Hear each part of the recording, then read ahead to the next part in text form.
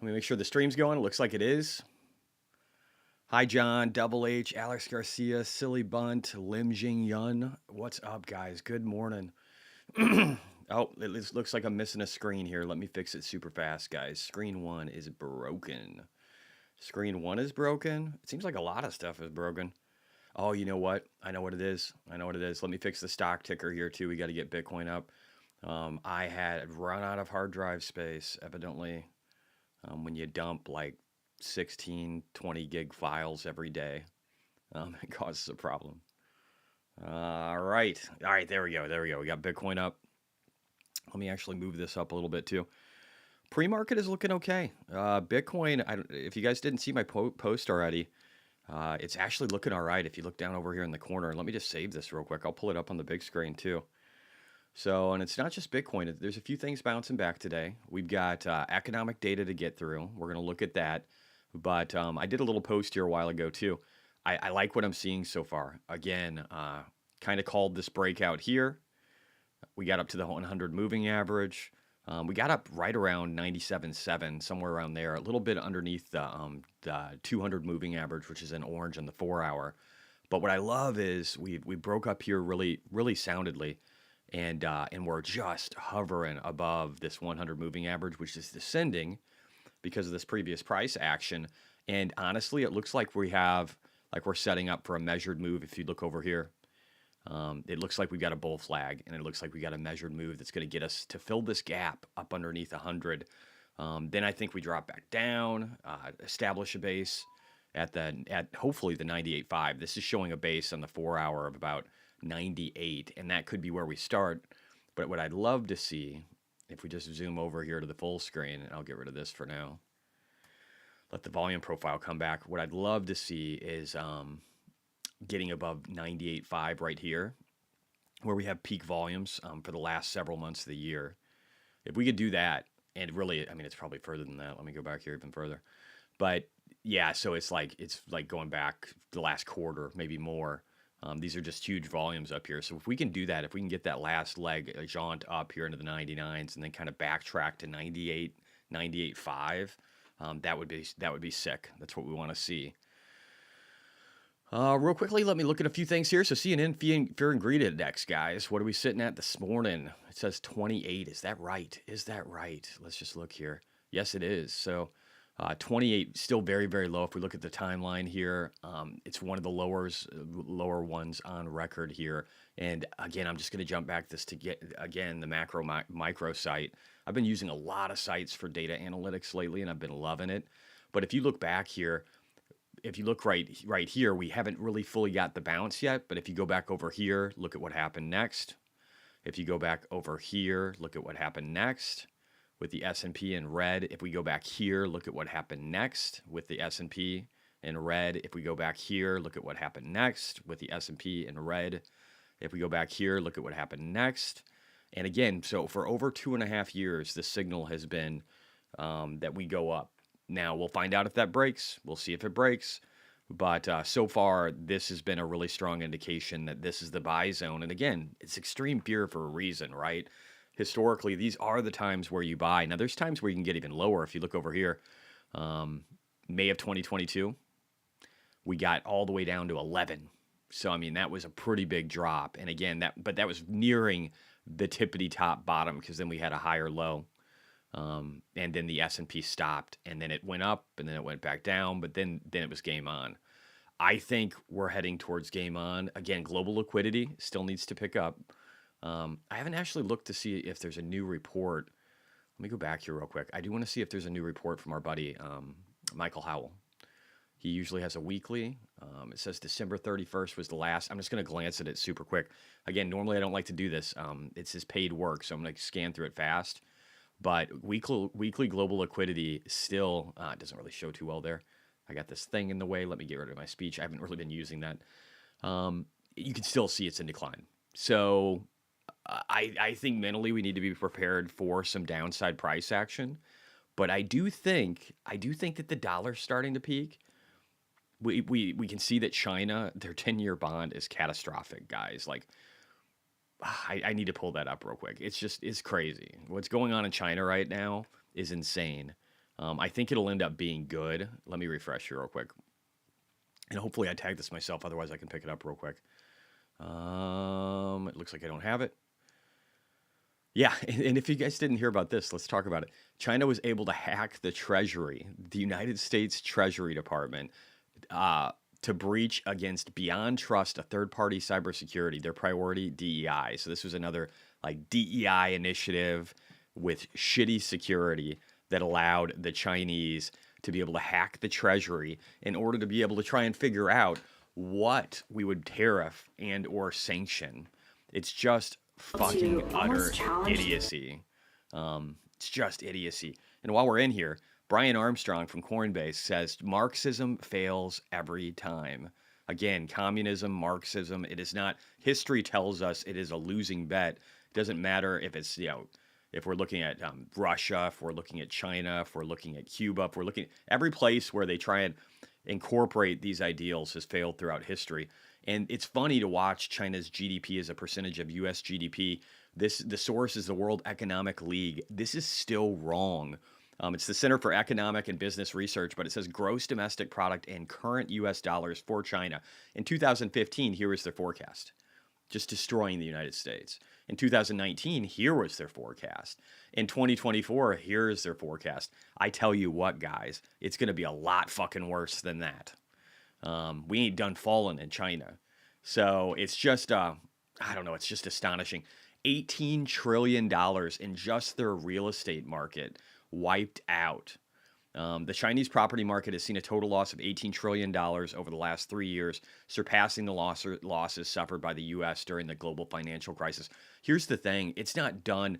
There are over 80 million homes, 80 million units that don't have people in them.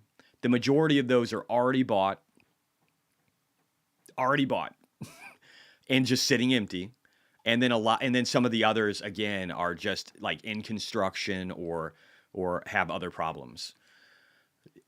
So it's insane. This is not sustainable for any economy. This country will plummet.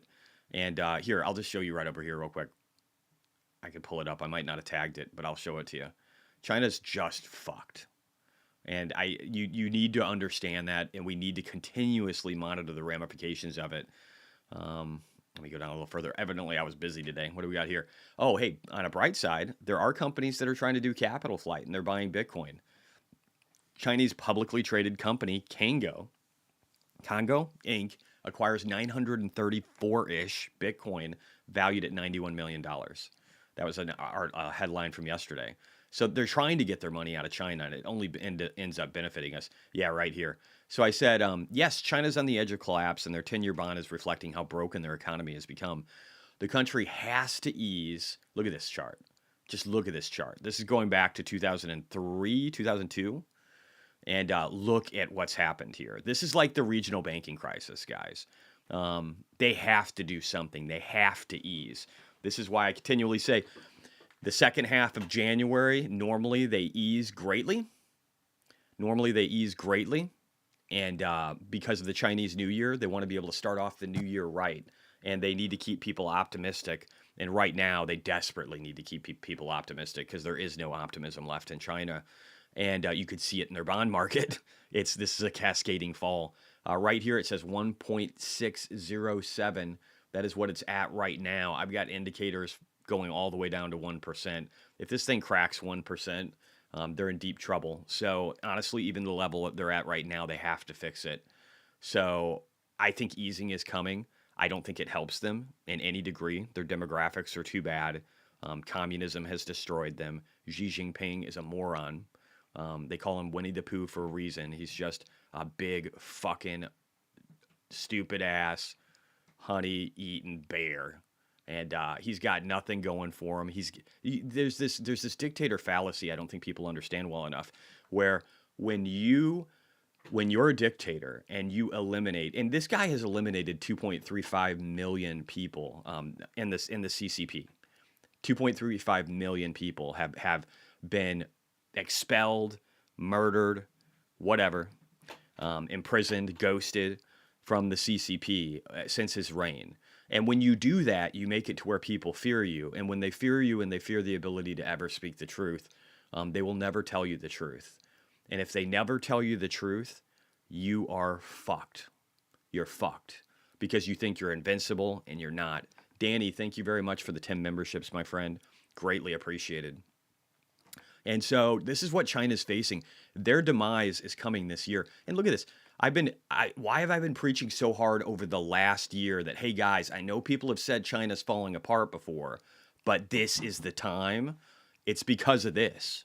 Since 2024, they've fallen off a cliff in their bond market, and it's representative of a flight to safety and low inflation environment where people can't invest in real estate because in some areas they've lost 80 to 90% of their value. Imagine that. And then you have 80 million units. And if you put 2 to 3 people in those on average, let's say 3, let's say you have a husband, a wife, and it's one child, right? Now they don't have a one-child policy anymore, but nobody cares because nobody's having fucking kids.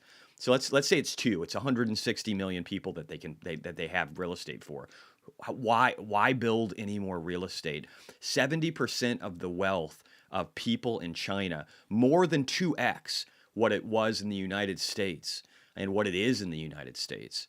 Back in the great financial crisis, more than 2x the amount of our wealth that's invested into real estate, and they've already had a dollar equivalent collapse that is greater than the great financial crisis. It's not done yet because they still have over 80 million units that do not have people in them. Why ever build a house again?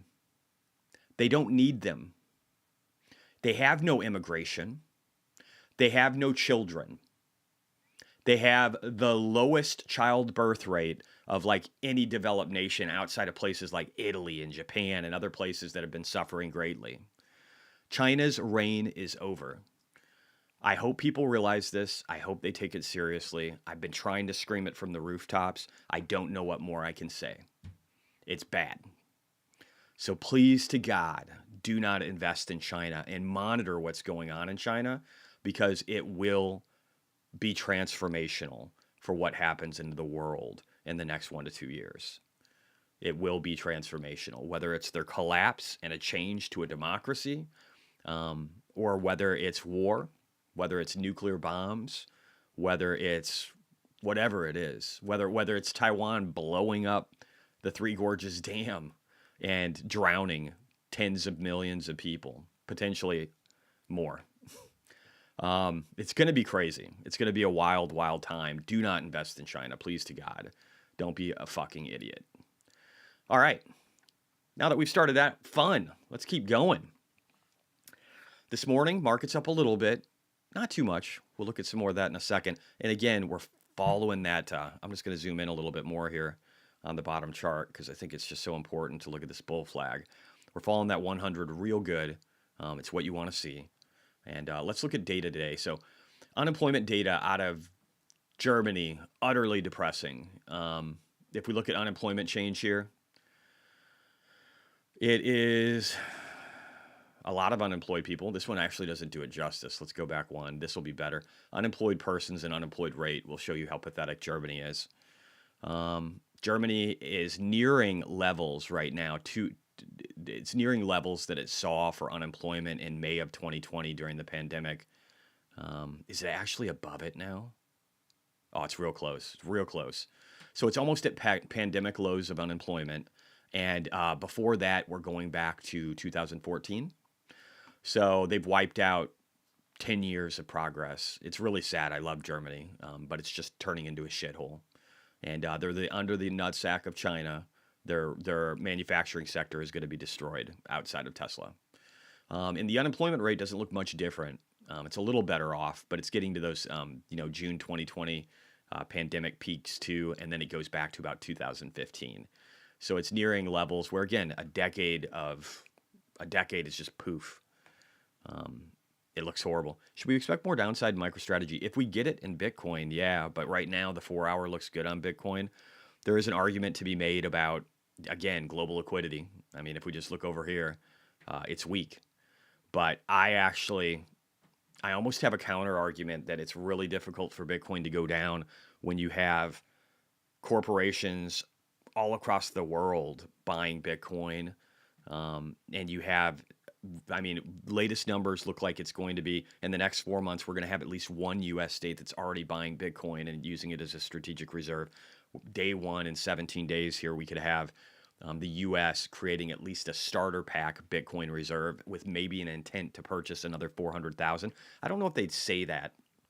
I don't know if they'd say that. I think they'd say that they're going to make a reserve and then they wouldn't tell you how much they're going to buy. That would be the smart move. But again, when you've got companies that, in China and Hong Kong that are buying, 10 million, 90 million Bitcoin right and left, and you have MetaPlanet doing that out of Japan, like a MicroStrategy in nature, and you got MicroStrategy doing it in large quantities, and you got ETFs doing it in large quantities. I just want to look at something real quick here. So if we just look over at Bitcoin, and again, right there, 91 million in a Chinese publicly traded company, right? It's the only way they can really succeed. It's just buying Bitcoin. So I can't blame them. We've got, listen to this. Dennis Porter said that at the Sailor 100K party on New Year's, he talked to American Hodl. I love this guy. He's fucking great. About how he should run for office. And I offered to run a strategy for him. He agreed and said he'll run for Congress. This is like, look at the BlackRock ETF, guys. This is the IBIT ETF. These are the other ETFs throughout history that have been the most powerful and strongest growth ETFs throughout history. Look at this. Look at this. Look at this. Do you see a difference here? Is it comparable enough? Is there enough math there for people to understand? Then we have investment bank H.C. Wainwright raised their Bitcoin price target to 225,000 this year from 140, saying the price increase could be driven by regulatory clarity and institutional adoption. We've got Zero Hedge writing an article saying that the U.S. has to enable a Bitcoin strategic reserve if we want to fend off China. Kind of agree with what he's saying. I don't know. He's kind of a bear. But we've got Google Trends data for crypto showing what happened, and Bitcoin looks just like this too, guys. Showing that first peak in the last cycle. They always kind of look like this. They always look like this. You have like that mid-cycle pump, and then you have a retrace, and then you go up for your final leg, and it's huge, and it's the greatest amount of growth. And it's getting ready to do it again, right? And then again, the MVRV Z-score, one of my favorites. There's a bunch of others too. The Pi Cycle Top's a good one. There's a bunch of others, right? But this is a great one for determining the top. And you can see how well it does it. We're not even close. We're at the halfway mark. If this thing's right, $280,000 Bitcoin is what's going to be achieved. And again, there's a bunch of other indicators that look just like this too. And again, Galaxy Digital, not my favorite company, predicts that 5 countries will announce they've adopted a Bitcoin reserve as an asset in 2025. I would agree with that. I think once we do it, everybody follows along. And this Kashif Raza, smaller account, but great little note here.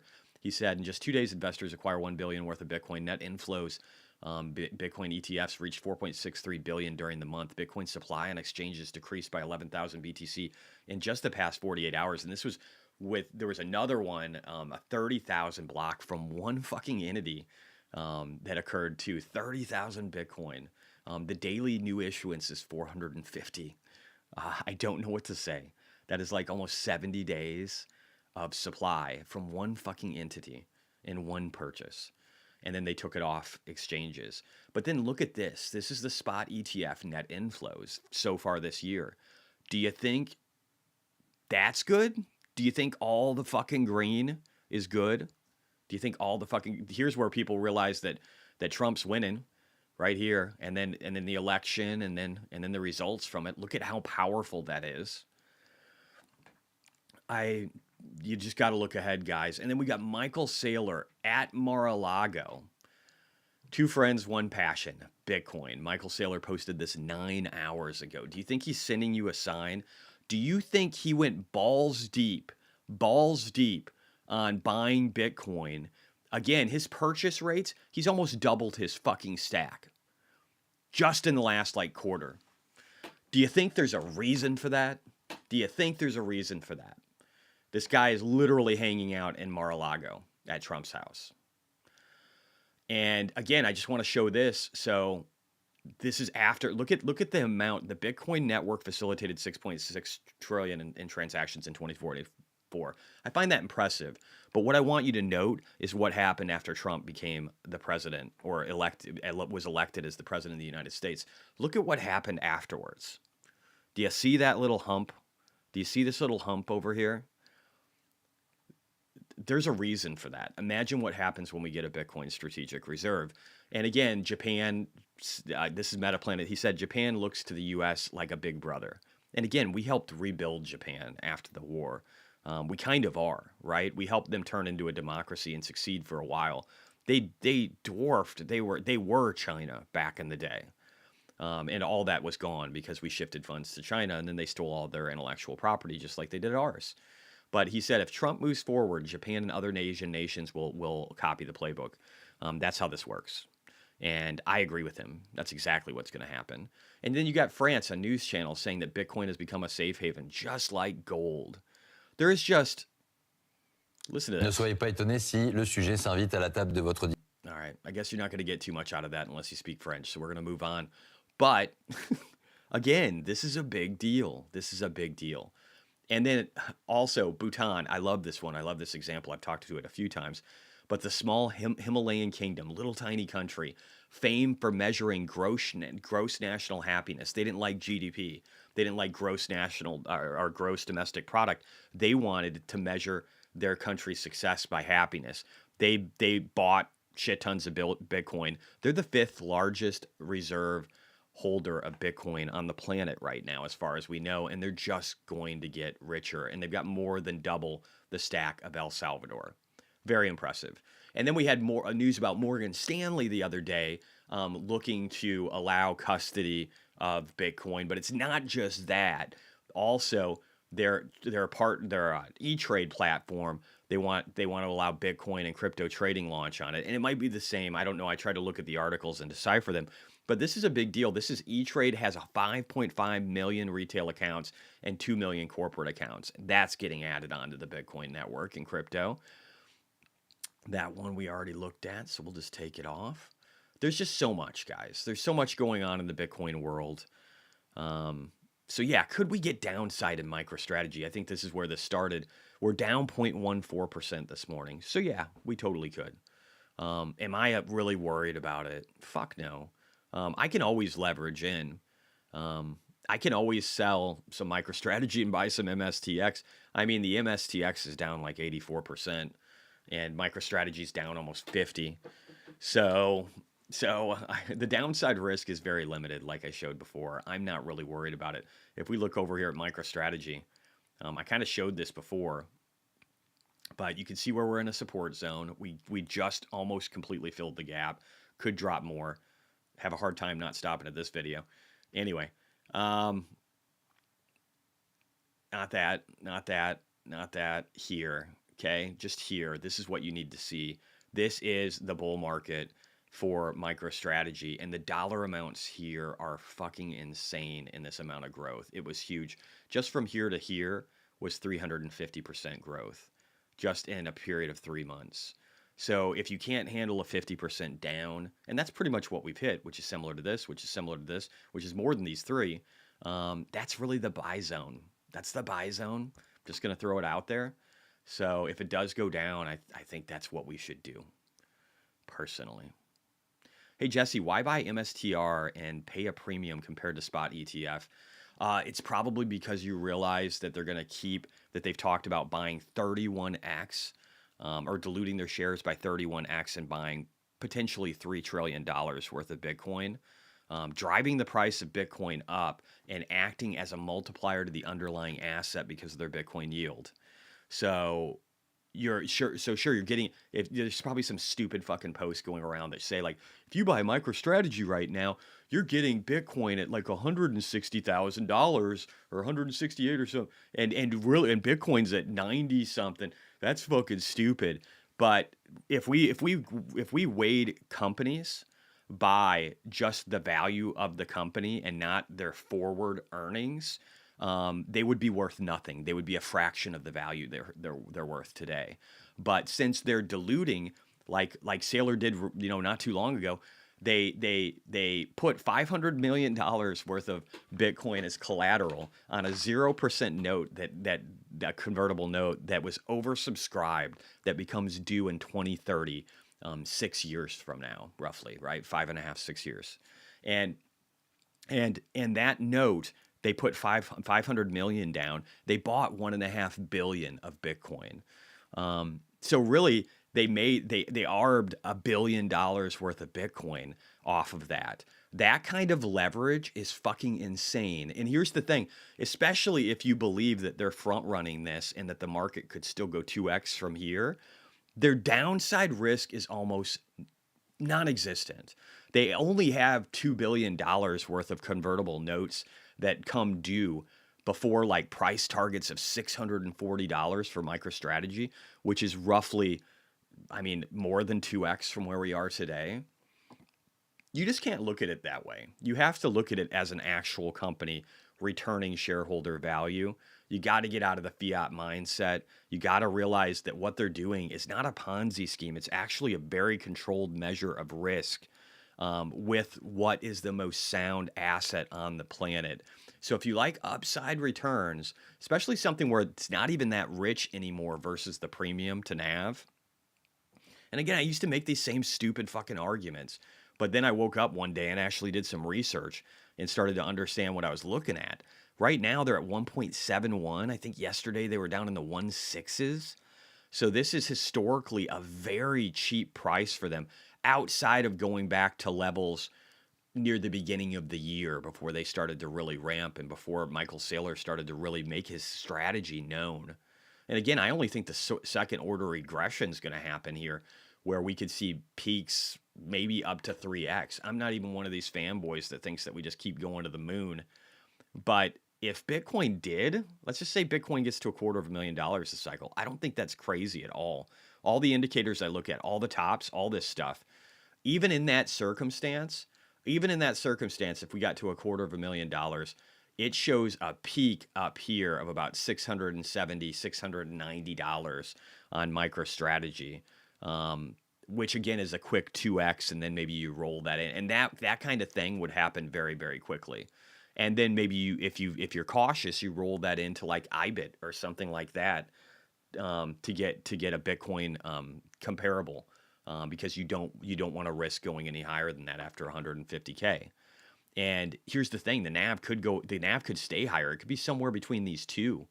If it does this instead, and we get to 150K, and it does what the linear regression is, then that gets crazy. That could get us a premium of 4x and $1,000 price, which is 3x what it is right now. So you do it for the multiplier, and you do it because every time they purchase, they end up it's accretive in Bitcoin terms where you get more Bitcoin per share.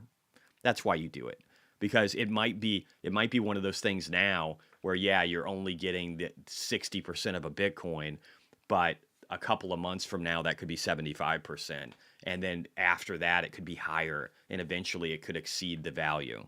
But you do it for the multiplier, and if you want to be conservative, you exit earlier. Some YouTube dude who called the short top on MicroStrategy says he thinks BTC is done. Sounds like a fucking idiot, Ryan. He sounds like a fucking idiot. That just sounds like the stupidest shit I've ever heard. I literally just got done showing you guys how we have all of these drivers. We have China collapsing, and they need to literally start printing fucking money to survive a little bit longer. And there's tons of money that's going to go to exit liquidity, and you can even see it in the $90 million that was acquired by this Chinese company in Bitcoin alone. Not to mention the US starting to talk about doing it as a reserve, companies buying it.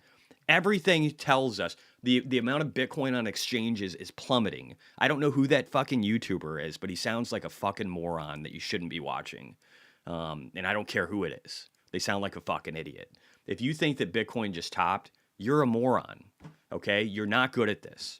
So again, they just shouldn't be in this space. And my guess is that YouTuber, this is their first fucking cycle, or maybe their second one. Maybe they bought the top last time and they just literally don't know what they're talking about. Because whether you're looking at the macro, even if you don't look at the macro and you just look at the traditional metrics in the crypto space, you're not a macro guy, it looks fucking great. And if you look at the macro environment, it's insane. So don't listen to stupid fucking people. Fort Knox is number 2 in my book.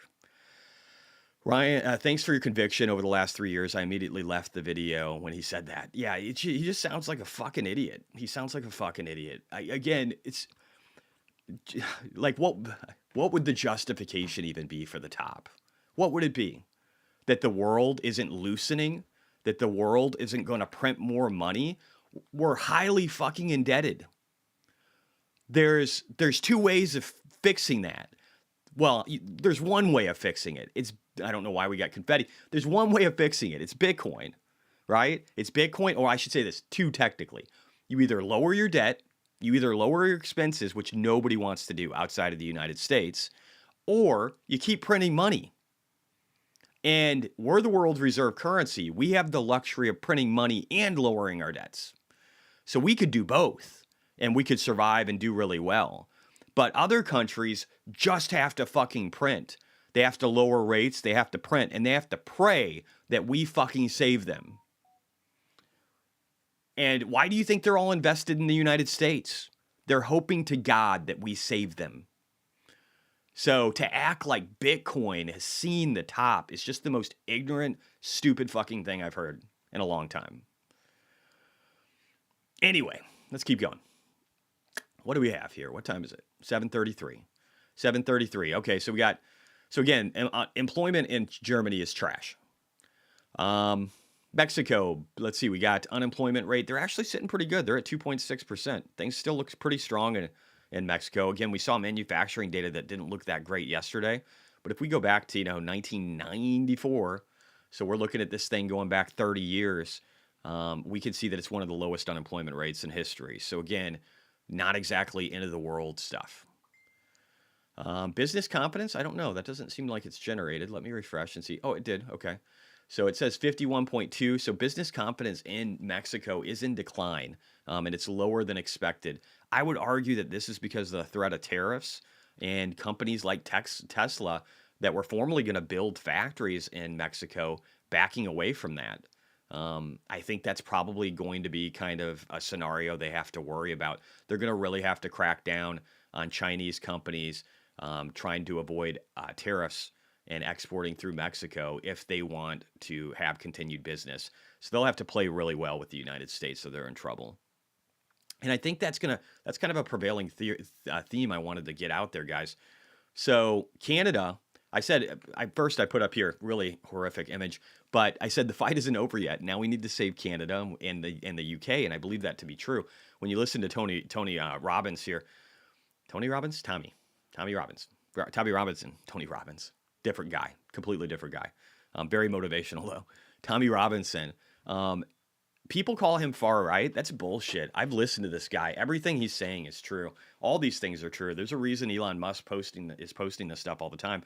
I mean, when you're looking back several decades and you see that there's 250,000 girls underage, like teenage girls that have been raped and murdered, and your government covers it up and pushes it to the side, that has to come to an end, and it will. Keir Starmer, his approval rating has utterly plummeted. That man will lose power. And on that same note, Jordan Peterson did an interview with Canada's new prime minister. He will be in December, Pierre Poilievre, whatever.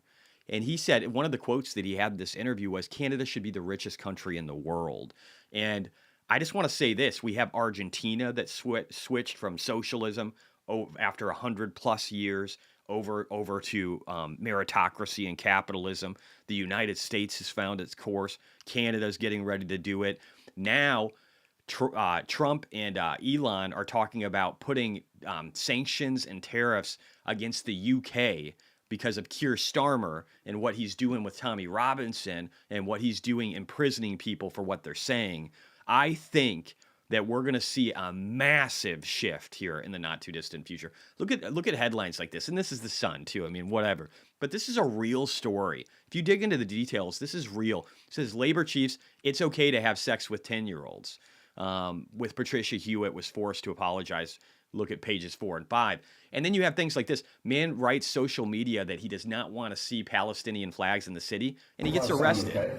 The One reason sec why here. we did this is on the 17th to the 10th of 2023, on Bethel Green Road at 10:04, you witnesses saying, obviously, people, why are they over here, etc., we let them into our country, etc. So, fuck you. Yeah, okay.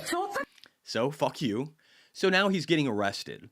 He's getting arrested because he had an opinion that other people don't like. And yet we can see things like this. The tragedy of a 15-year-old Rochdale girl, a grooming gang victim who died after being injected with heroin. How Victoria Agoglia was repeatedly ignored despite telling police she was being abused, raped, and plied with drugs by predatory pedophiles. And this story is huge. It's all over the place. It's been happening in the UK for decades, and nobody gave a shit because they don't want to be seen as racist. Even though, I'm sorry, the people that were doing this, most of them Islamic. And here's the deal. If you follow, and I'm not saying all Islamic people are bad, but if you follow it to a degree where I was just listening to a guy yesterday who's in the UK, and he's a preacher there, and he was talking about how it's okay to have sex with 13 and 14-year-old girls as long as their body is built well enough to handle it. Fuck that. Fuck that. Fuck that. My daughter's going to be 11 soon. Any of these motherfuckers put a hand on her, I would murder them, just to be clear. And then we have shit like this. People don't want to see this anymore. This is 15 hours after a jihadist fucking drove down and murdered 17 fucking people and injured 31. And we've got these pricks with their fucking ISIS flags and all this bullshit acting like they're victims and they need to change America and convert us all to Islam. Fuck that. Fuck you. Go somewhere else. I'm just so tired of this shit. I'm sorry I'm going off. I just do not give a fuck anymore. I don't want to hear about this stuff. This one right here, this British politician, he talks about how a young girl was found naked with 7 Pakistani men, and they actually arrested her because she was drunk and disorderly. She was like 13 fucking years old. And they didn't even ask these Pakistani men, why they were with a half-naked fucking little girl. Fuck that. So here's the deal. We're going to take back the UK. We're going to take back Canada. We're going to make it to where girls like this right here. She said, Samantha Smith, when I came forward about my abuse, I remember being asked by a detective from the CSE team whether I had consented to sexually activity at any point. I was 5 when I was first abused. How could she consent? And this right here, look at this. Mass murderer is living free as a professor in Canada. A man convicted in a French court for killing 4 people in a Paris synagogue bombing is living freely in Canada, even working as a professor, teaching students about social justice. Fuck this. Fuck all these people. We need to go back to a country that believes in law and order. And that just doesn't happen here. That happens in Canada. We need to get Mexico on board. We need to get the UK. We need to change this fucking world. Anyway, sorry. I've just been getting pissed. I'm getting tired of all of it. And we're going to do something about it because X is the news. It's the news. We can see everything else dying around it. And we're going to win. We're going to win. That's what's happening. Anyway, back to the economic stuff. Sorry for the rant. The Fed soon will end QT. I agree with this. This guy, QE Infinity, is like just bearish, non-fucking stop, right? And all the bears are posting this right now. It says reserves at Fed sink to below $3 trillion, to the lowest since the pandemic in 2020. And he said the reverse repo market is running dry and that the Fed will end quantitative tightening in March and April. And I agree, but I actually find that to be bullish. Yeah, it's all fucking disgusting. Yeah, P. Diddy, Epstein. Why the fuck don't we know what happened with Epstein? Why don't we know what happened with Bill Gates? I showed you guys that video of Bill Gates where he's like, well, what did you learn from like your association with Bill Gates? Well, I mean, he's dead. That's what he said. Well, he's dead. I wonder how much he had to do with that. Let's get that motherfucker in prison too. Fuck all these people, man. If you're a pedophile, I don't give if you're a Hollywood star or if you're a billionaire. You're going to fucking prison. Anyway, I'm trying to move on. U.S. dollar index climbs to 109.5, highest since November of 2022. Dollar milkshake theory is in full effect. I agree. It is a wrecking ball. It is a wrecking ball, and we can see it all over the place, and it's only going to change. It's only going to keep going. Hopefully it changes here soon. Again, if the Trump presidency has anything to say about it, it drops. Daniel Dibb, world's going to shit. It's depressing. It's not depressing. We're fixing it. We're just recognizing it. That's the difference. The world has been going to shit for a very long time. The world has been going to shit for years and decades, and we're fixing it. All right, Elon Musk. Oh, this is a great one. This is a Milton Friedman quote. It says, most economic fallacies derive from the tendency to assume that there is a fixed pie, that one party can gain only at the expense of another. That is bullshit. That is bullshit. People like to, Democrats, I know, I was there. I was a part of that group. They like to rail on trickle-down economics as something that doesn't work, but it's just not fucking true. Because when Elon Musk builds great products that are cheaper in price and that provide better outcomes for people, like imagine being an old person 10 years from now, and you have a car that can drive you around and get you around so you don't have to be in an old folks home, and you have a robot that helps take care of you and make sure that things get done so that you don't have to be in an old folks home. Or if you're disabled, I mean, again, our buddy Susan on here, who's so sweet and contributes so much to this channel, how great would it have been for the last 6.5 years for her to have somebody help assist with her mother?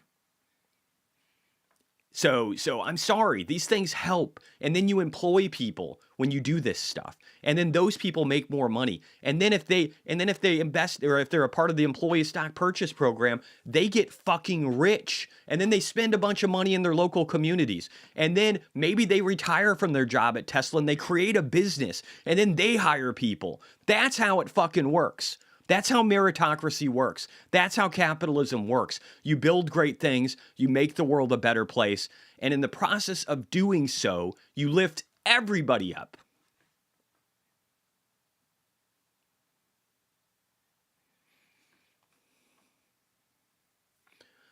All right, Gail. Oh, excuse me. Reminder that Trump will sign an immediate executive order on January 20th to charge China an additional 10% tariff on all their products entering the United States. This is coming right away.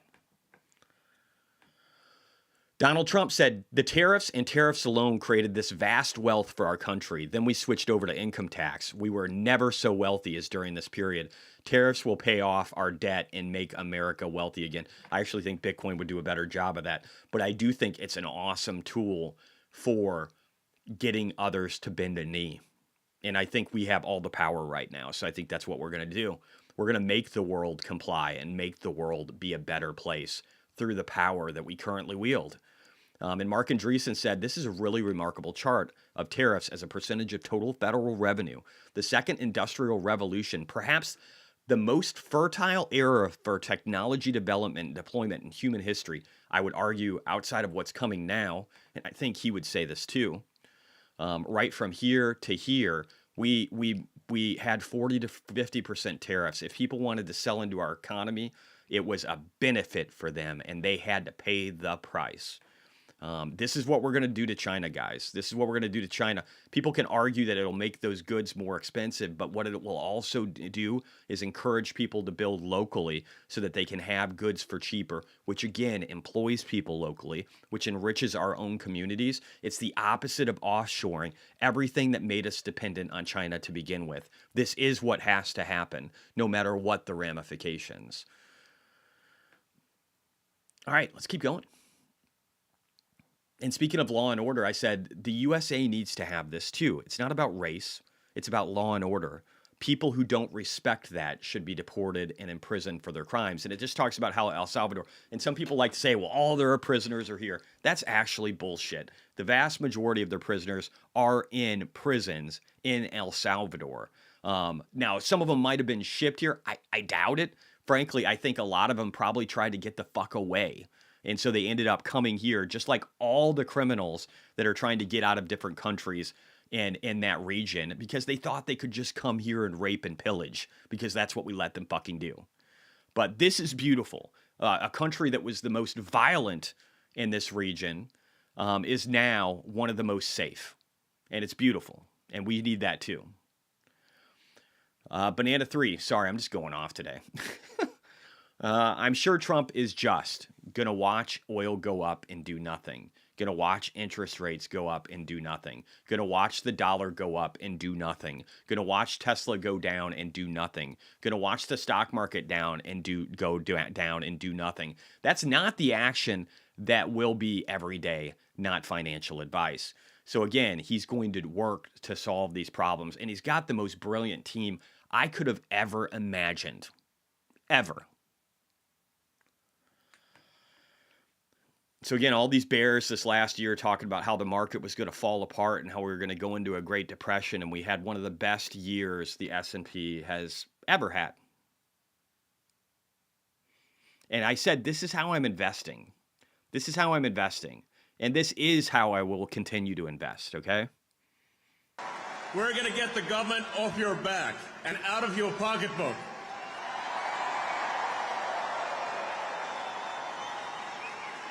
And America's just not just going to be great. America is going to reach heights that it has never seen before.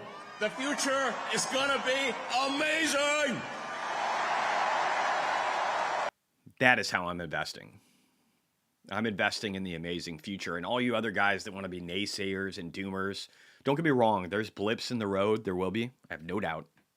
But I'm investing like the future is going to be amazing, because I think America has the ability to do that. And I still have faith in our ability to do that and humanity's ability to do that. And that's what I'm working towards. I'm not working towards the doom and gloom and destruction of everything. And that's not how I fucking wake up in the morning. And if that's how you wake up in the morning, I pity you. Oh. Anyway. Yeah, anyway. I think that's enough about that. We've kind of done the U.S. economy side for a while. Sorry. Hippie Hank, go off. That's what we needed. Awesome. Thank you, guys. Also, news in school. Sorry, by how many of our news and school leaders teach anchors are trans? Oh, dude, there's so much bullshit in the school system. I got people telling my 11-year-old daughter, she's not even 11, she's 10 right now. She's 10 right now. And I've got kids in school that call her transgender and gay, and she doesn't even know what it all means. I had to tell her what transgender was, and she's like, fuck that. So it's mind-blowing. Oh, hey, I better turn, I just realized I don't have my restream up. I've been sucking about that on X, guys. I'm going to pull it up real quick here, though. I have not been good about that. So would appreciate your insight on this. It's a contrarian to our thesis, longer read. Can you post that again, Buffett OX? Is CleanSpark's bearish trend over? Yeah, I think it's really close. All the miners are in a really great support zone. I mean, a really great support zone. So I think it's really close. We could have a final wick. It can always happen, right? Leave kids alone. Yes, sir. Jesse, come on, snap back into money. Come on, snap back into money. I don't know what the fuck you're talking about. Kids don't need to know stuff like that. And they don't. I don't have to explain to my daughter that she's not fucking transgender because she doesn't want a penis. Whatever the fuck they do. Hey, Ralph. All right, let's keep going. We got more to talk about. Let's go to the Department of Government Efficiency. We'll just get all the political shit out of the way. Farzad said, this is incredible, and I love this. This is just a sign of things that are coming with the Department of Government Efficiency and just with transparency in general. Again, the best disinfectant is light, right? So Quiver Quantitative said, we just released a new dashboard that tracks government payments to publicly traded companies. I want to know private, too. I want to know individuals. But this is great. This is what we need. Yeah, there are only two genders. You know why that is, Amit? I mean, you do, obviously. But it's because of science. And it's crazy to me that even people like Neil deGrasse Tyson don't reflect that anymore. I used to like him, but it's science, right? If you look at the bones of a female, you're going to see that her pelvis is made to have children. It's in her fucking bones. So there's two genders. If you want to be something, if you want to be gay, be fucking gay. If you want to dress up like the other side, I don't give a shit. If you want to cut off your dick, do it. Have fun, right? Chop that penis off if that makes you happy. I don't think it's going to help, but here's the thing. It doesn't make you something else. Okay? It doesn't make you something else. If you can cut it off, you can add shit. It doesn't turn you into it, okay? You're cosplaying. That's the difference. And if that makes you feel good, fucking cool. I'm happy for you. It's that simple. It's really that simple. I'm happy for you. I don't give a shit what you do. I don't want you telling my kids that it's normal, and I don't want to see some fucking dude with a dick dancing around at a children's event at like a fucking stripper and have that be normal. And anybody who's a parent, I think, that isn't psychotic would feel the same way. All right, anyway. God, I'm going off today. It's a good one. All right. Elon Musk. I have a good feeling about 2025. Okay. We kind of already looked. I do too. Elon. I feel real good about it. All right, let's keep moving on. So SoFi had a big drop yesterday. We had an analyst that's actually worth something, though, from Deutsche Bank, not my favorite bank, who raised his price target from 11 to 14. But at least this guy's a 5-star analyst and number 117 out of 9261. So I think that's a better sign because the other guy was a fucking idiot. And data investing or data-driven investing, he tore tons of holes in what that analyst had said yesterday, which dropped the price by up to 10%. Honestly, Tommy was talking about this. He said that it was basically a technical drop. I agree with that, and that's why I bought it. Probably shouldn't have bought it beforehand, but I bought it afterwards too. So I've got more sitting in that, and I will update my portfolio, guys. I'll update also my goals that I have at the top of my site. I'm going to update it with my failed objective from a low of 2025 of 6.5 million down to about 4.95 because that's what I hit. And I'm going to put my goal of 15 million for what I'm looking to accomplish in 2025, along with continuously tracking that low to accurately reflect what I'm doing because I'm honest in my approach. If you haven't realized that by now, there's only one speed I know, and it's blatant honesty. Pisses a lot of people off, but fuck them. All right, let's keep going. Tesla. So this is interesting. So this is from Devon, whatever. He said, I walked into work today and a coworker asked me if I was afraid to drive my Cybertruck because one that exploded in Vegas. They were shocked to hear there was a bomb in the back. People only read headlines. I agree. Most people only read headlines. They have to take a cursory glance and they put in their own discriminatory like bias and say, oh, this has to be true because it's what I want it to be and it's what the headline says, and then they don't even read the article. That's 90% of humanity, sadly. I wanted to point this out, though. It says Legacy Media Meltdown. Joe Rogan averages 11 million listeners per episode. 30 times CNN's primetime numbers. Meanwhile, the Washington Post lost $70 million in 2023, with 2024 looking worse. It says, why years of bias? They sold Biden as sharp, Kamala as a centrist, and demonized Trump voters. Even lawsuits are exposing media lies. ABC paid Trump $15 million for the Stephanopoulos false claim he was convicted of rape.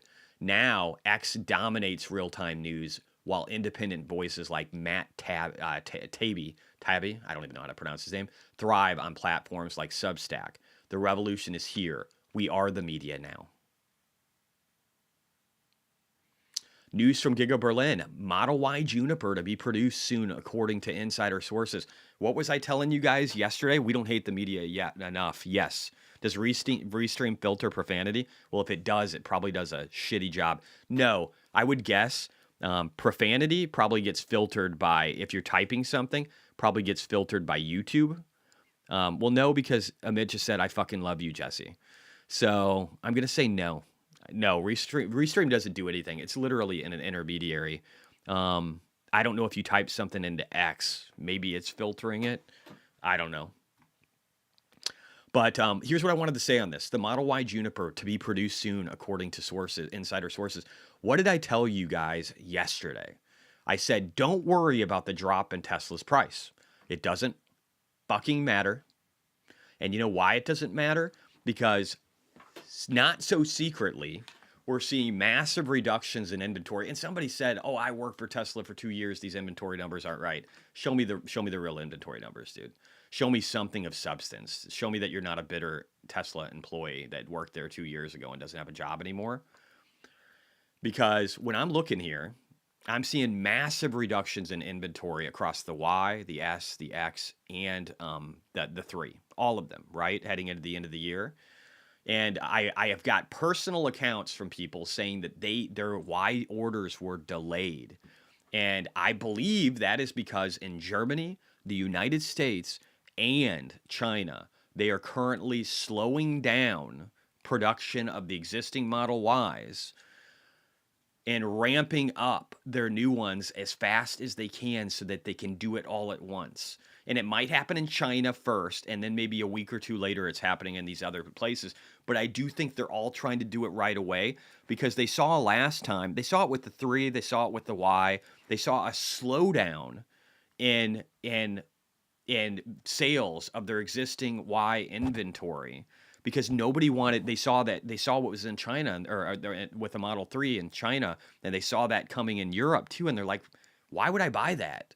Why would I buy the old one? I want the new one. I'm not buying the old one. And so they weren't able to sell them at a good price. And the Model Y is the best-selling car in the world.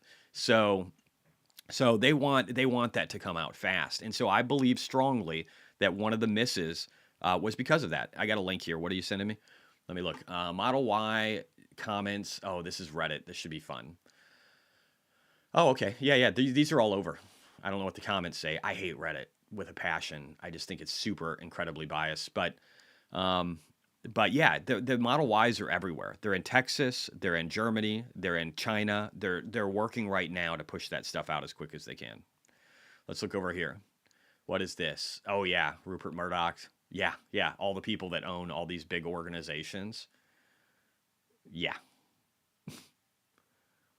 Yeah. There's a lot of, and again, we know, guys, that over like 95% of the people that are in media are listed as not Republicans. So we know there's a bias there, right? There's a clear bias. You can see it everywhere. Tommy, you posted something. Let me see here. Tommy on X, throwing something over. What is it? Oh, it's about SoFi. Yeah. Let's see. Yeah. About my comment earlier. Let me pull it up if I can. All right. Yeah, he was just showing that we had essentially, like, you could call it a triple top, you could call it a head and shoulder, whatever. He showed the measured move that was heading down towards anywhere from like the 14 to 12-ish range. And I think we got pretty close to that yesterday, didn't we? What did we end up at? Let's see. We ended up at, we got as low as 1377. So yeah, it was pretty low. So I think we might have reached our measured move on it and we could bounce, especially with this other 5-star analyst saying that the stock is worth at least what it is right now. So we'll see how that goes. Let me go back over here, though. I think our data comes out at 9 for the ISM. Yes, it does.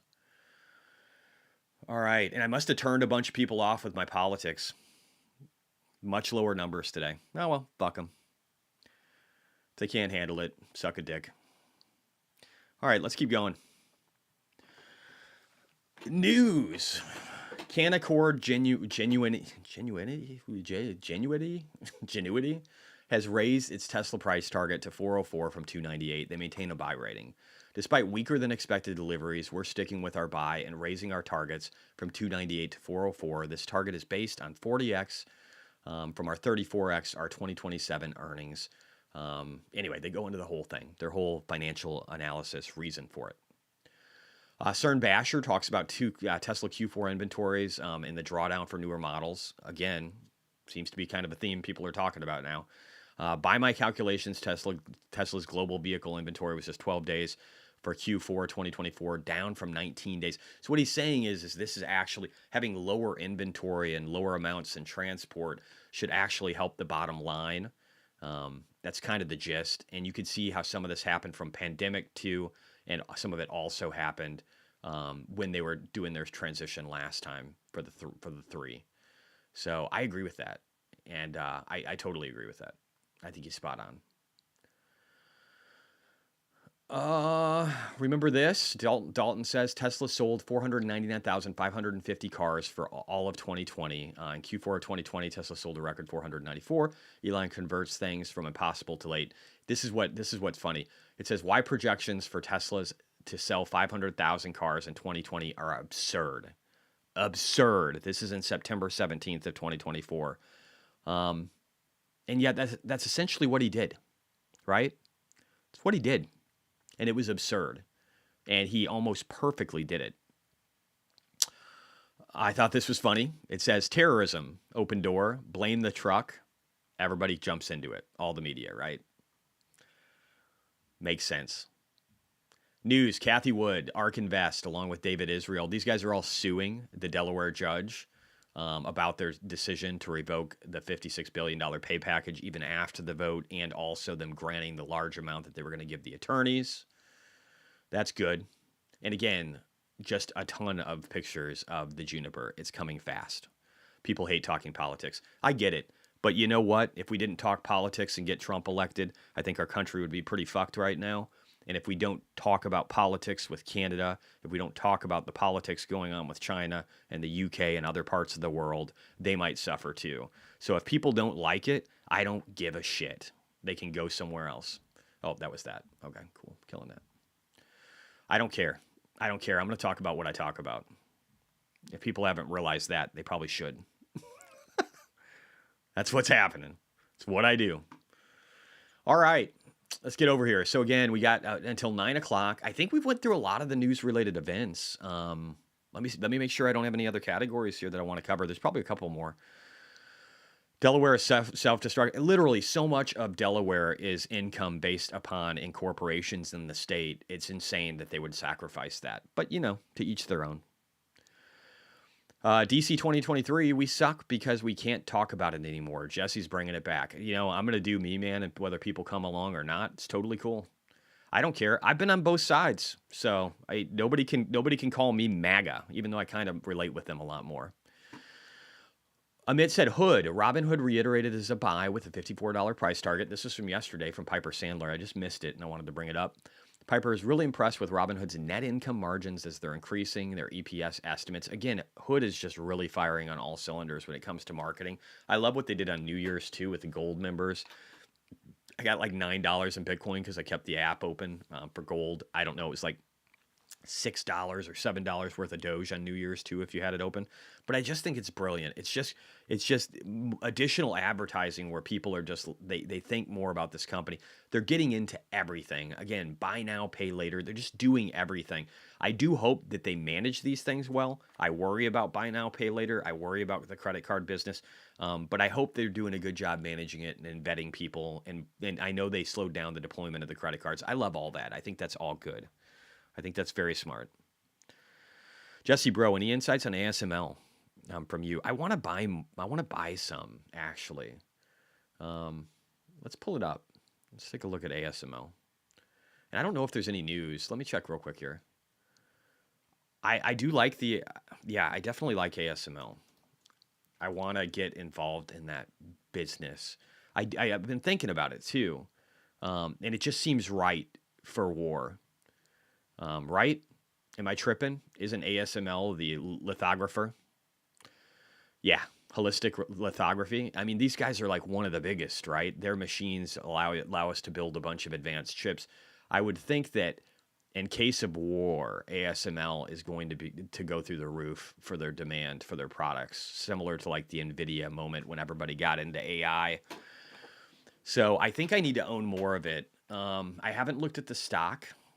Let's pull up a stock here, and then I'll just pop over to ASML.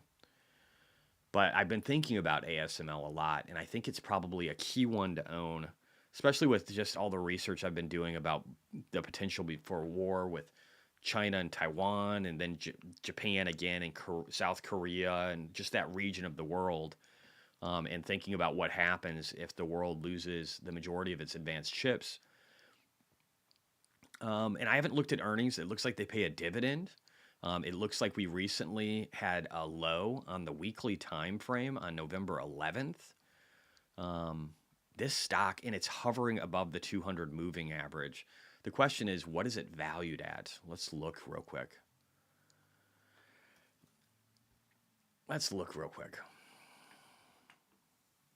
Yeah, it's a monopoly business for the most part. I agree. Question, what SMA do you use on your charts? Oh, I just do 50, 100, 200. I keep it really simple. So the 50 is always purple. The 100 is always yellow. And then the orange is the 200 moving average. It's all I ever use.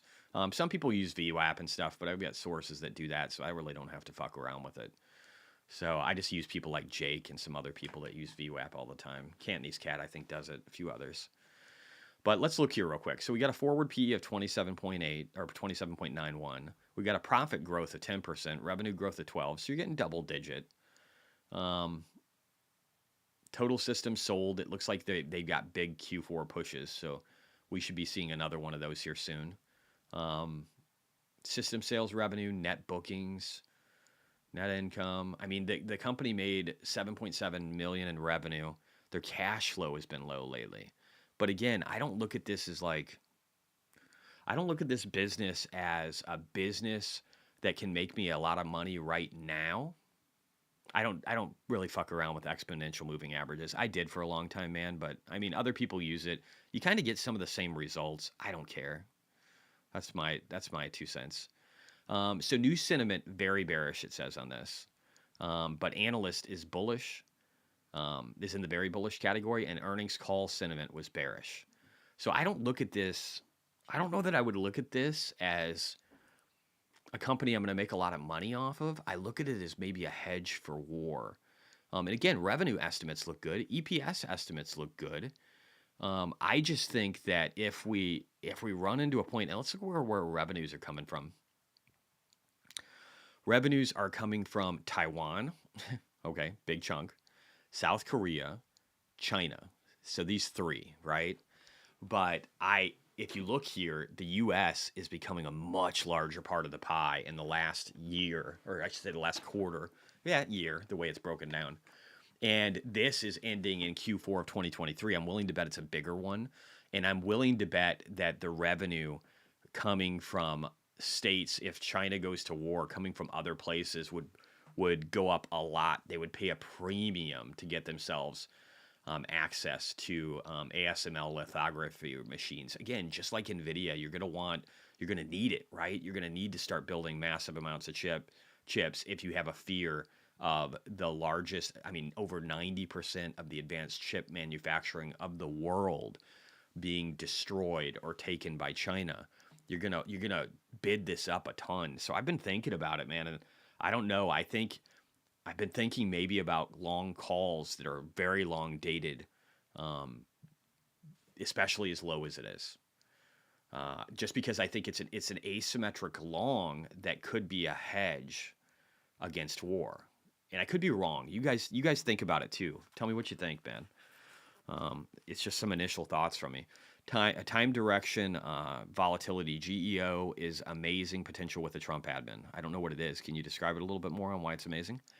Roy Hernandez, read somewhere that Taiwan was building a doomsday attack. Yeah, they are. Well, there's a couple things. One, we're working with them. It's not too secret. We're working with them to be able to pull out anybody there that is like in charge of their advanced manufacturing so that we can have their expertise here. And two, we're looking to destroy their chip manufacturing plants. And three, Taiwan actually has a Hail Mary where if they're being overrun, they've got supersonic Mach 3 weapons that they can shoot at the Three Gorges Dam. And these are not top secret by any means. and they would blow up the dam, and it would be disruptive to about 400 million people that would have floodwaters coming in, roughly, over 1/3 of the population of the country, 40% of the country. So there's a lot of wild things that can be done. Lowe's 94 catching up on 1.5x speed, but you are preaching, Jesse. Bring back meritocracy and lift up the lives of everyone in the world. Realest person on the interwebs. Happy New Year. Thanks, bro. Agree with you on ASML, says Scott Healy. Incredibly steady business also. You could hold for a decade and count on making money. Better than a bond. Laughing my ass off, Jesse Lowe. GEO is a prison stock, also tracking illegals, among other things related to this industry. Do we know what they're... So I've heard about this, and I think I've even pulled it up before. But yeah, ASML definitely has me... It has me thinking that I need to understand a lot more about what they do and what would happen in a case of war. Leor says, hey, Jesse, started watching... your live a couple of days ago. Really greatest and useful. Thanks. Thoughts about Pan W. Is that the Nancy Pelosi stock? I can take a look in a second. Let me look at Geo real quick here. So again, so you guys are just thinking that the bet is these guys are going to do really well because there's going to be a bunch of people that are put in prison, and that their revenues will increase a lot. So let's look at the yearly here. Yeah, they've kind of tabled off. Yeah, I would say it's pretty safe to say that between 2020 and 2024, the revenues have not went up a lot. Actually, 2019 was the last time, really. So yeah, you could definitely say how they were doing well on revenue, and then after the Biden administration, they just died off. I get that. That's a valid point. And you can see that they've been buying their own stock back the whole time. So insiders really believe in it. Institutional ownership has been increasing since about 2020. Short interest is very, very low. It's been going down.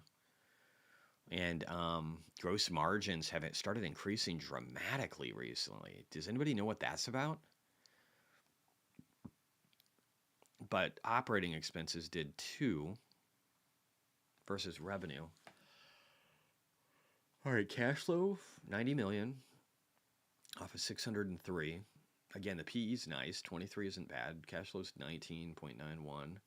They're indebted, but their debt's been going down. They had to do a lot of share dilution recently, so that kind of sucks. I don't know why they're doing this. Does anybody know this company fundamentally? Boca Raton, I've been there. That's a beautiful part of Florida. I'm curious what more you guys know about this. Maybe we should add this one. I'll pull up the stock too and just see how it's doing. But maybe we should add this one to the Discord. I should get ASML in there too. I haven't been good about adding stuff in the Discord. Let me share this one real quick. If there's anybody on here that wants to add this to the Discord, there's the chart for ASML. Or if you just want to keep it for yourself. All right. So let's go over here. Geo. Wow. This I don't love. It's kind of already had. So I think this was a better bet to place before the election because it's doubled, right? This was a better bet before the election. Everybody thought about the same thing. Everybody. Isn't it funny how peak volumes can mark the tops and bottoms of things? Like it marked this short-term bottom. It marked this short-term bottom. And then now this is peak volume, but I don't know. It could still go up. But it does feel like this was a much better bet before the election. I wish we would have looked at this. I should have bought this before the election. That would have made a lot of sense because this thing's went up. I mean, again, you got a quick double. Look at that. So here, up, right at the election, right before the election, right here, and then boom, double, just like overnight. Could you share hood chart? Yeah, we could do that. So I don't know. So this thing could have more upside. Totally, it could. But it's also done pretty fucking good.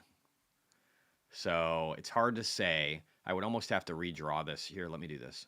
I'll have to, because it already hit its measured move and then some over here. So I'm going to have to draw it down to like here. I'm going to draw it to where it was in 2016. And then I'm going to draw it up to here just to get a better view. Again, sometimes you have to readjust. Let's see if it made it. Yeah, it's done well beyond its measured move here too. So this would be a place for it to stop. And I might have to draw this a little bit better to line it up more. I think it's pretty accurate. But yeah, I don't know. I don't know with Geo. Yeah, we can look at Hood. And again, we got about 14 minutes, guys, or 13 minutes. I'm sorry. We got 13 minutes until the bell. And then after 13 minutes, an hour after that, or I'm sorry, 30 minutes after that, we'll have the economic data for ISM. But yeah, let's just look here. So Hood had a great bounce. And again, there was that reiteration of like a $52 price target. I don't remember if it was Piper Sandler, whatever it was that I shared earlier. But, oh, here, I should share out. I'm just going to do this. If there's anybody in here that wants to add it to the Discord, great. I'm just going to throw these out here. If the channel isn't already there and you guys want to add it in the Discord, there's the chart for Geo too. I'm just going to do it this way, and if people want to add it in the Discord, they can. That way, because I'm just not getting around to it, and this might be a better way to do it. So Hood, we had a great bounce. And again, this is one, I bought a decent amount. I don't know what I own right now. Let me just check real quick. Should probably look. I think it's a decent amount. Yeah, $104,000 in Hood. I didn't do calls. Again, I'm trying to stay away from leverage, but I got 2,600 shares. So I did buy the dip, up about 2.2% on that. So I did get some of this. I got new as well. I posted that too in my trades yesterday. I got 3,000 shares, $32,000 roughly in new. And then I bought more SoFi yesterday. So I got 8,000 shares in SoFi for about 113,000, maybe a little more this morning. But I like Hood probably the most. I mean, I think it's going to get to 44 and probably go above it and then trace back down. And then I think it's going to the 80s, upper 80s. I strongly believe that. It's a $35 billion company. It's got some work to do to catch up to Coinbase. But I think outside of that, Coinbase in regard to crypto, sorry. But I think they're doing a good job moving quickly on crypto. What's my thesis on new? It's just that the Brazilian real is going to get relief from the dollar starting to drop. And it's like the best bank in Brazil. So there could be risk there. That's why I didn't go too balls deep. I just wanted to get a starter position, and 30 grand for me is a starter position. But new is literally like one of the best. It's starting to take over in other parts of Latin America too. But this bank is solid. It's one that Tanner from Future Invest on YouTube talks about all the time. But you look at number of customers, purchase volume kind of flattened a little bit, but I think the part of that is because of the currency problems. Total customer loans look good. Revenue, look at the revenue growth for this company.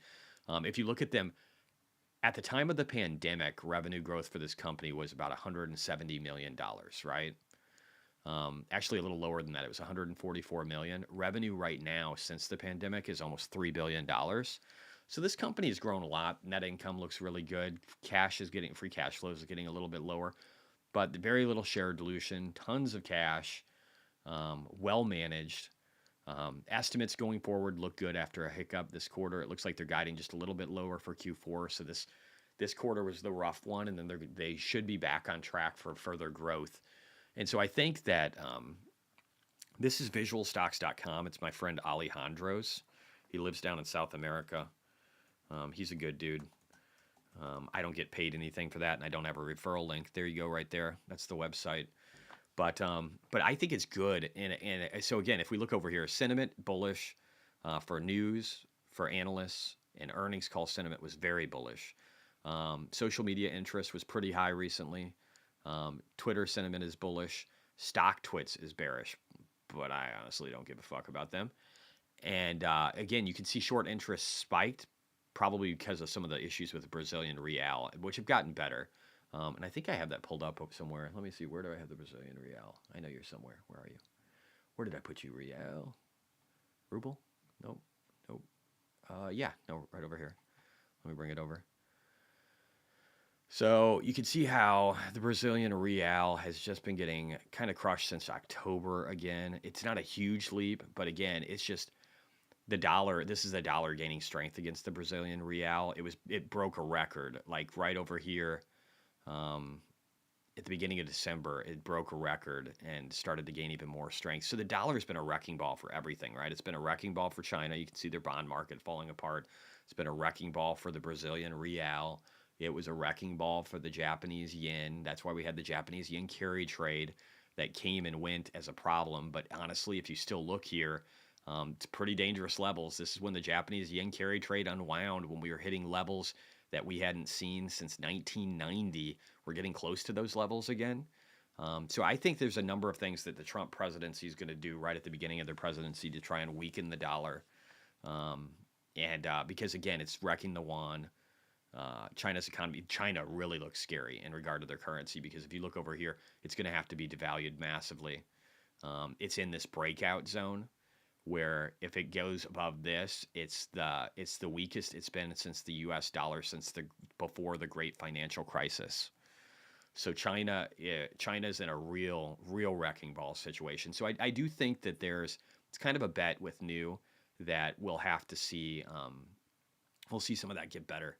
But these guys, I didn't like them before because they had a forward PE that was like 60 or 70 or something. What are some of the things that they can and will do to weaken the dollar? There's a ton of stuff, man. There's a huge list. Grok it. Look it up. Honestly, I think even just playing nice with China on different agreements can help. There's a ton of things that they can do to relieve pressure. Even just the Bitcoin strategic reserve could help relieve pressure, because it gets people to start spending their dollars on Bitcoin instead of in U.S. currency, and it gives it potential of less trading in U.S. dollars. But there's things that we can do. I'll give you here. You know what? I'll just do it real quick. That's not the best explanation anyway. Let me do this. Give me 1 second.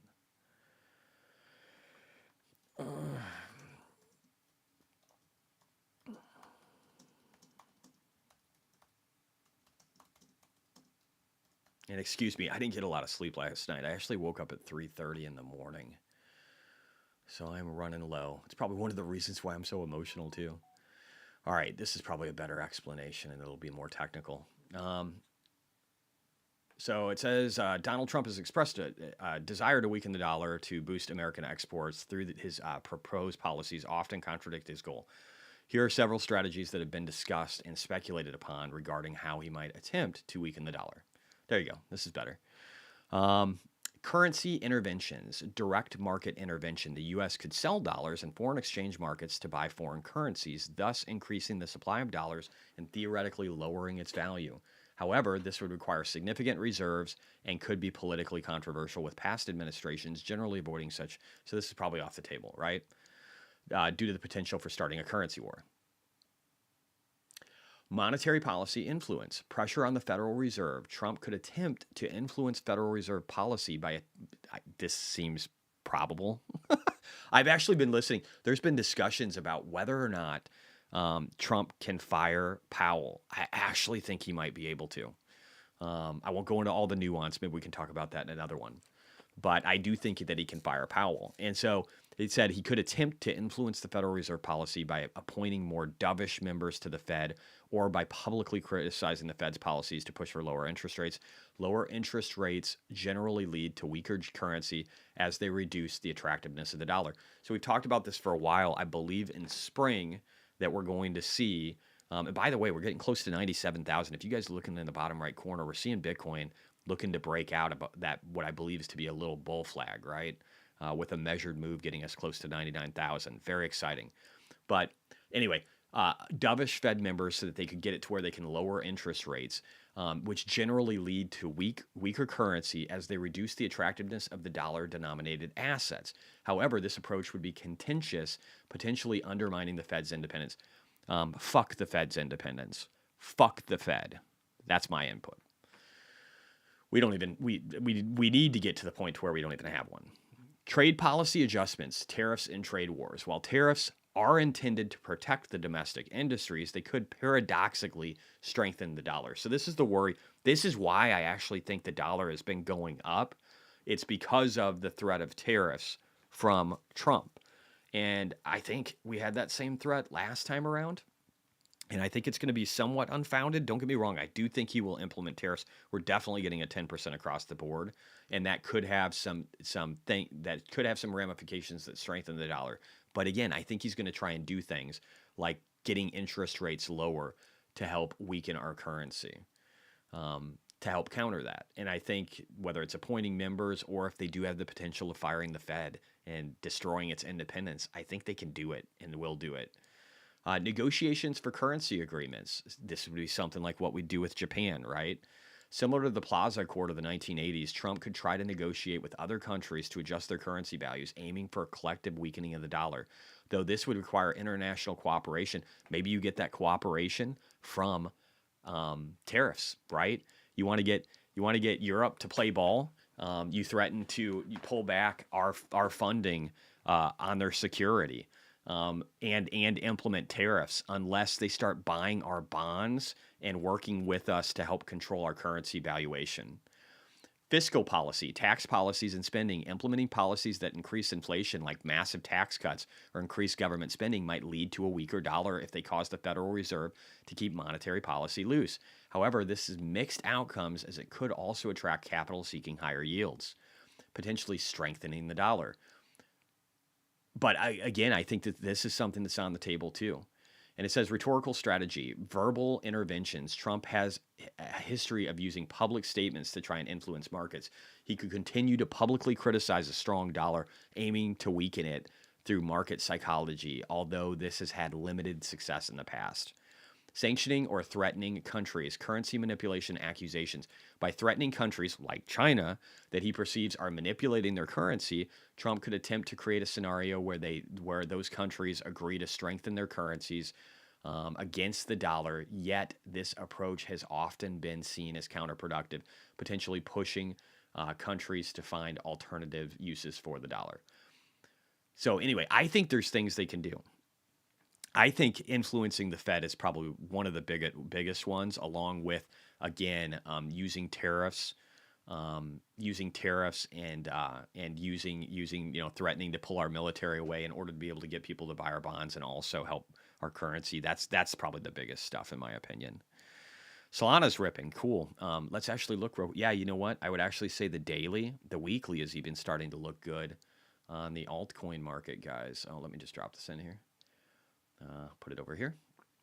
So the SPX, not to be confused with the S&P, is doing pretty good. Virtual coin dropped. That's one of these AI coins. So is Fartcoin.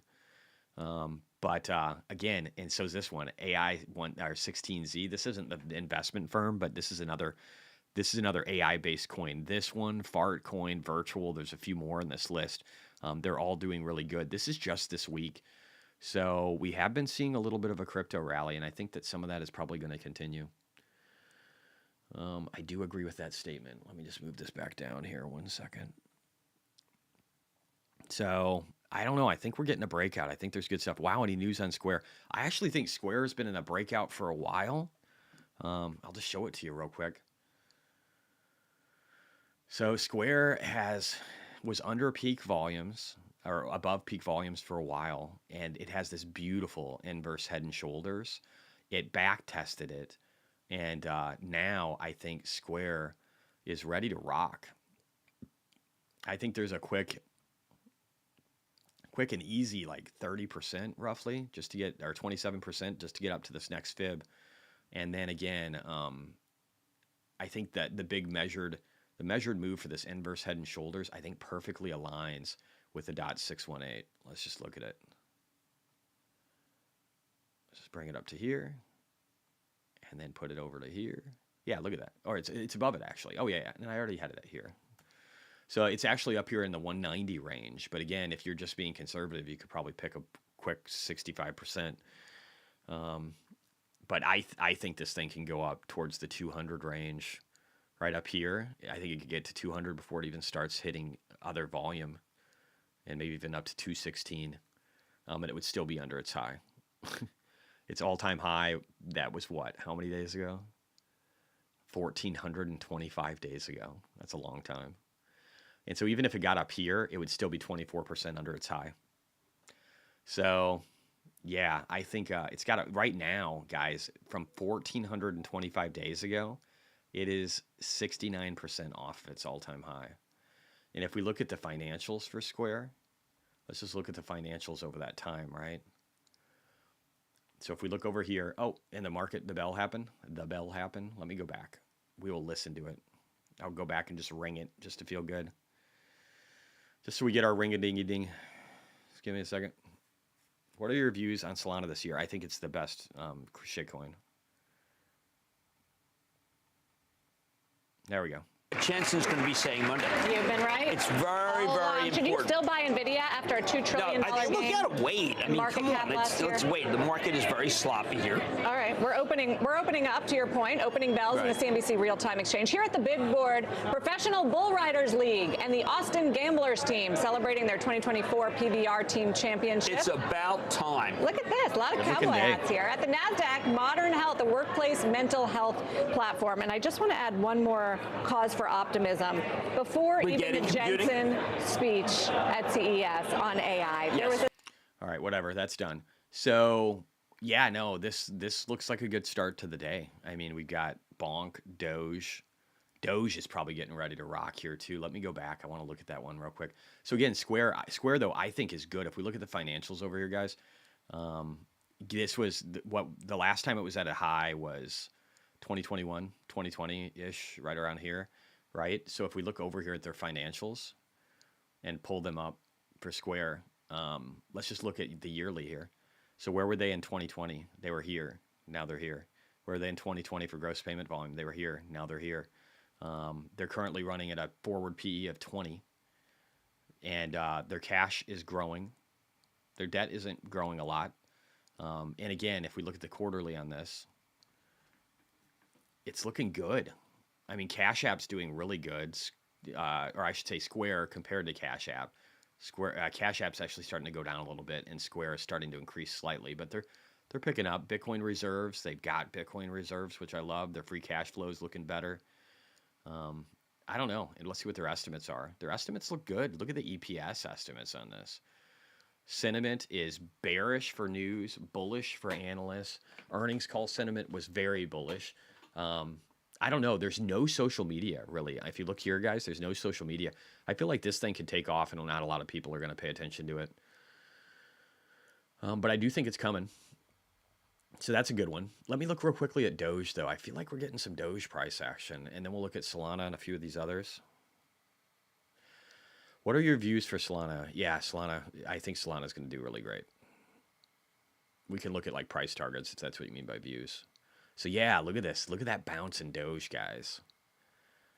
This was just a retracement. This is just a retracement.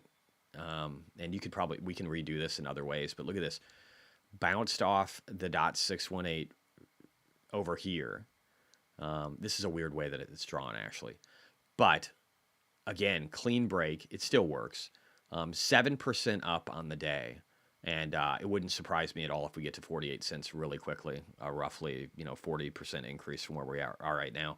Won't the new X payments be a direct competitor against Square? Yeah, everybody says that about PayPal and Square, but all of these, the entire industry is growing exponentially as it cannibalizes the banking and credit card sector. And don't get me wrong, it's kind of like a lot of their payments are actually through credit cards, right? For all these systems, whether it's PayPal, whether it's Square, whatever, right? They're like Visa and MasterCard are doing the vast majority of the transactions. But that is changing over time. All these companies are trying to do more and more of it. So I do believe that I believe traditional banking dies. I think companies like SoFi, Square, PayPal, and obviously X grow and grow and grow and grow and grow. And if you look, there was a chart, I didn't post it, but it was good. It showed Google Pay and Apple Pay, and it showed how complex the systems are. And it showed Bitcoin, and it was like Bitcoin to Bitcoin. Now, crypto literally does create that much simplicity, and so I think you're going to see more of that. I think you're going to see crypto and maybe Bitcoin take more of that volume. I don't know if it's the best payment source right now. Maybe in the future it is. But yeah, I could see all these doing really good. So I'm not worried about X payments right now. I do think X ecosystem is going to grow like crazy.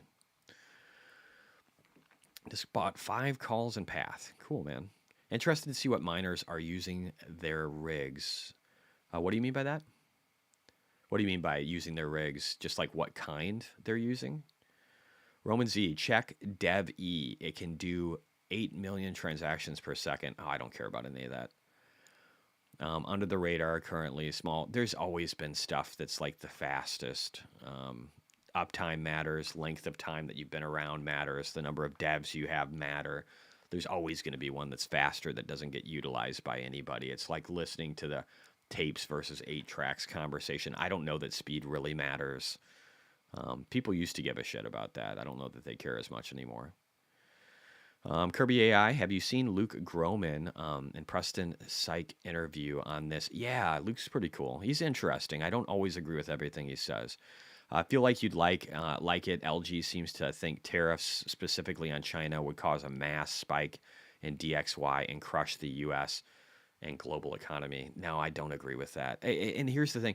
I think it's going to be way more nuanced than people realize. Like, we're going to do the 10%.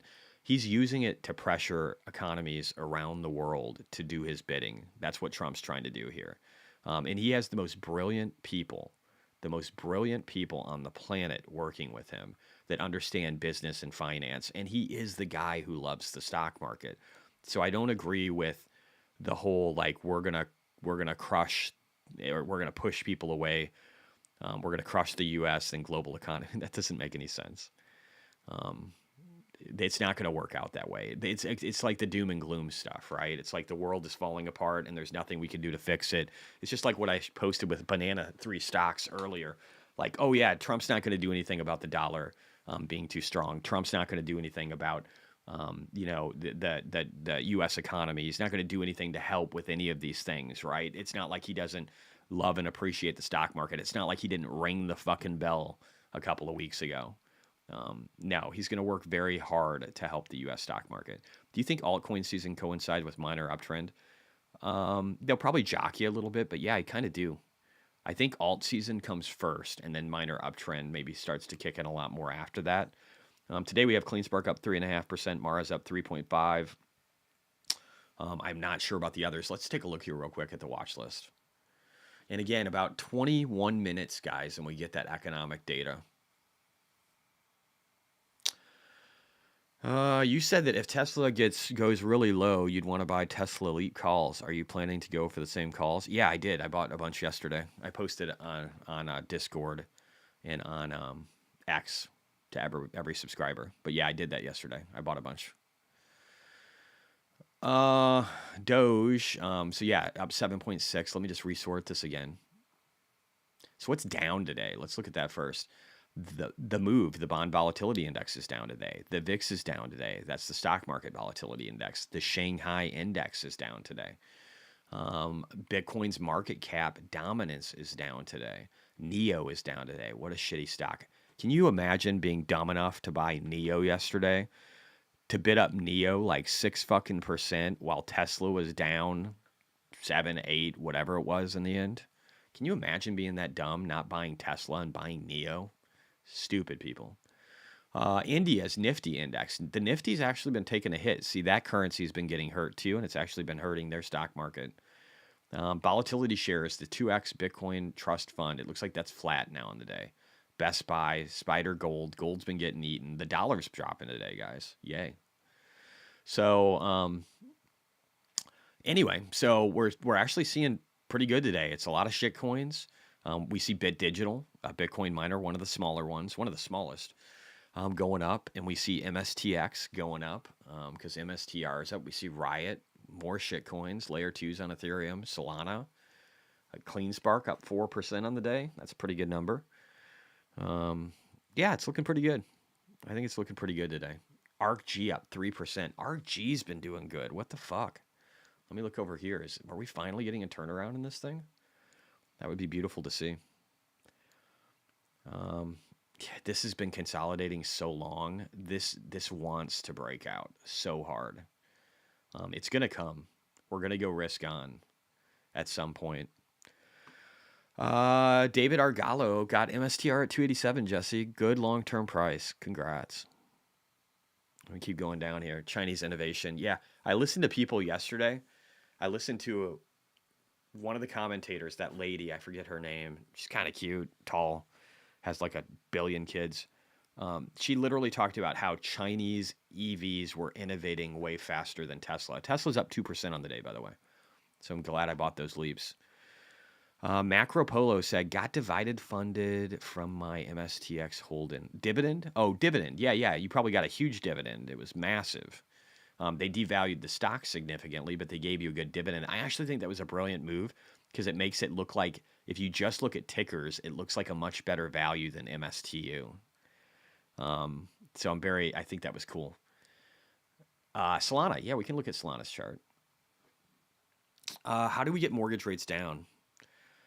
We get people to buy, like I like what Michael Howell said about getting the 10-year down by forcing Europe and other countries to buy defense bonds. So Trump's talked a bunch about how Europe needs to start paying their way for their defense. Well, he can tariff the shit out of these countries, and they're getting screwed already because they're getting dumping from China. And he could say, you know what though? Here's the deal: I won't tariff you, and I won't make you pay a shit ton of money for your own defense. We'll keep doing what we're doing, but here's what I need you to do. I need you to buy our bonds, and I need you to work with us to keep our currency weak. And if you do that, we'll scratch your back. I think that's right. I think what Michael Howell was talking about is right. I think that's what happens. Anyway, I think my ultimate goal here for Solana, the .618 it's another 276% from where we're at. So roughly 3.5x from where we're at. I think that's where Solana gets. It's a $105 billion cap. So we're talking about this getting closer to a half a $1 trillion. I don't think it goes much higher than that. I think this other target's pretty crazy. So I'm going to stop at the .618. It could. Crypto can just do amazing things. But I think I'm conservatively probably going to be mostly out by, or completely out by 780, or this 800-ish range. That's what I think for Solana. We're back over 1,000 viewers. People must have liked me stopping talking about politics. Maybe I should jump into it again. I'm just kidding. Yeah, I love that Howell thought. Hey, I totally agree. It totally makes sense, right? It's just another way to get it to where our rates drop, and with our rates comes our currency. Our currency will devalue along with it. I think that's the smartest way to do it. It keeps us in the game. It keeps our markets strong, and it makes more money funneled into the United States to help fund our new manufacturing era, right? Some of the greatest eras in history we showed with tariffs. And again, maybe he does some of that with tariffs, or maybe he uses it as a weapon to get people to do his bidding so that we can get manufacturing back to the United States and become a powerhouse again, because we need to. If we're going to circumvent war, we need to do it through strength. Can you look at EXOD? It's like a miniature hood. Is that Exodus? What is it? Is it an actual stock? I love your political talks. It shows you're a real person. Yeah. The funny thing is like I was arguing with people against Trump like a year ago. I think it shows how I'm somebody who can change their mind when given enough evidence, which I think is good. I think people should be capable of that. They should be able to remove their bias and move forward. I don't know what EXOD is, and I can't find it. It must be a shitcoin or something. Let me know. Let's see, Kirby. Oh, no, Ethan. Oh, yeah, that was you. Hippie Hank, Rocket Lab, Rocketing. Yeah, I don't like these companies, man. I think it's great, though, for the market. It shows we're risk on. So I love it in that regard. And honestly, out of all the, like, meme-ish type companies right now, Rocket Lab is probably one I like more. The thing I hate about it is they're just burning money. They're using all that rocket fuel just to incinerate money. Because if you look over here, they lost $52 million. Their free cash flow was negative $42 million, and that was off of 104 in revenue. Now, don't get me wrong, there's companies that are much worse than this. Don't get me started on quantum computing. And I do like that these guys are actually, what I hate about Rocket Lab is their competition. Their competition with SpaceX, and I don't see how you get past that. If anybody will, though, it'll probably be Rocket Lab. But I do like that the revenue's increasing. They just need to get to the point of profitability. If they can do that, and I know they got a new rocket coming and yada, yada, yada. But this company, the valuation is just fucking insane. And I really, really, really want to caution people. When something in April was $3, and then it recently got up to 30, and it's went up 1,000%, I just want to caution you. Just caution you. Maybe it's time to take profits. Maybe it's not time to go balls deep into Rocket Lab. What's the sentiment on Rocket Lab? The social media has got to be through the roof. Let's see. Very bullish sentiment for news. Bullish on analysts. Very bullish on earnings call. Stock Twits is bullish. X is bullish. And social media has actually gotten quiet. Well, this isn't really helpful because this isn't long enough of a time frame. Let me go back. I got to do extended when I'm looking at these. So you can see how people really got excited about Rocket Lab in November. They always get excited near the top. It's just funny how that works. Because what about the price? When did the price peak? Yeah, so they were it's up in here. This is where people got really excited. They got excited about 800% up. Yeah, anyway. Let's see here. How much time do we have? 13 minutes. Clean Spark's back over 10. Cool, man. Cool. I should buy some more. I got to use my SoFi. I've got direct deposit. I think I just got another $8,000 check from X. Thanks to you guys, I now have how many paying members? It's fucking a lot. 2,388. Might have lost. Oh no, 2,389. That's insane. That many people paying $5 a month. What is that even? I don't know. You guys are fucking crazy. I should probably care more about what I say. You guys are giving me so much money. $12,000 a month on X. That's fucking insane. You guys are nuts. Thank you. Man, Mahindra, this shows that we all should have a flexible mindset and assess things based on facts. Yeah, we all have biases. You just have to realize that you have biases and then determine whether or not your biases are causing you to have an incorrect conclusion, and then readjust, and then keep doing that all the time. What site do you use when you look up companies? Visualstocks.com. I posted it once. Here, I'll do it again real quick. It's a great site. It gets better all the time. It's my friend Alejandro. I get nothing for saying that. He doesn't give it to me for free. But I love it. And he's a great dude. He lives down in South America.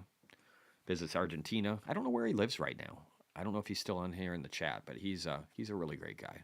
You can follow him on X. It's this guy right here. I'll show you. Alejandro.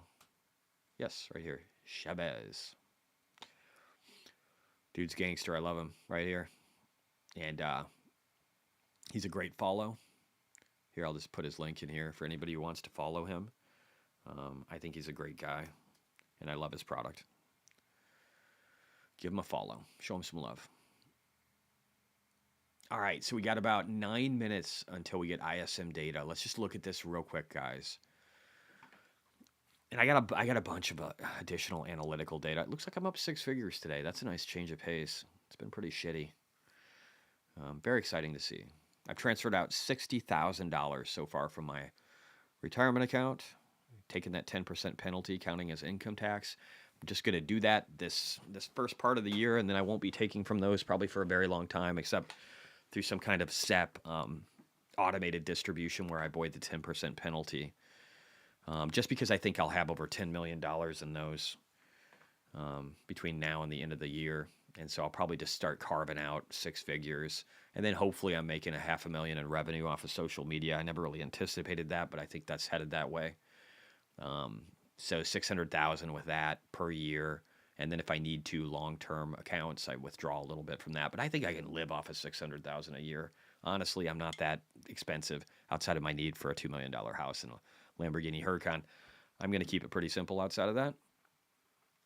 But outside of helping other people, taking care of my family, friends. Zach, let's trade, wait for Anduril IPO or buy Palantir. Oh, God, I like Anduril so much more right now. Don't get me wrong. I bought a bunch of, well, no, I can't say a bunch. I bought 50 shares of Palantir recently, and I am up 3% on that position, almost $4,000. And Palantir could still go up, albeit I think it's going to be hard because it's went up so much. 1,300% in 2 years is, yeah, I know, it's a joke. But 1,300% in 2 years is a lot. And again, it's a $176 billion company. What is Anduril? Even though it's private market, what is it? Anduril. Why am I looking under bookmarks? 1 second. Let me go to Grok. They confuse me a little bit with this because they've got Grok and the premium here. They need to fix this or move these away from each other. It's very confusing. What is the current valuation for Anduril?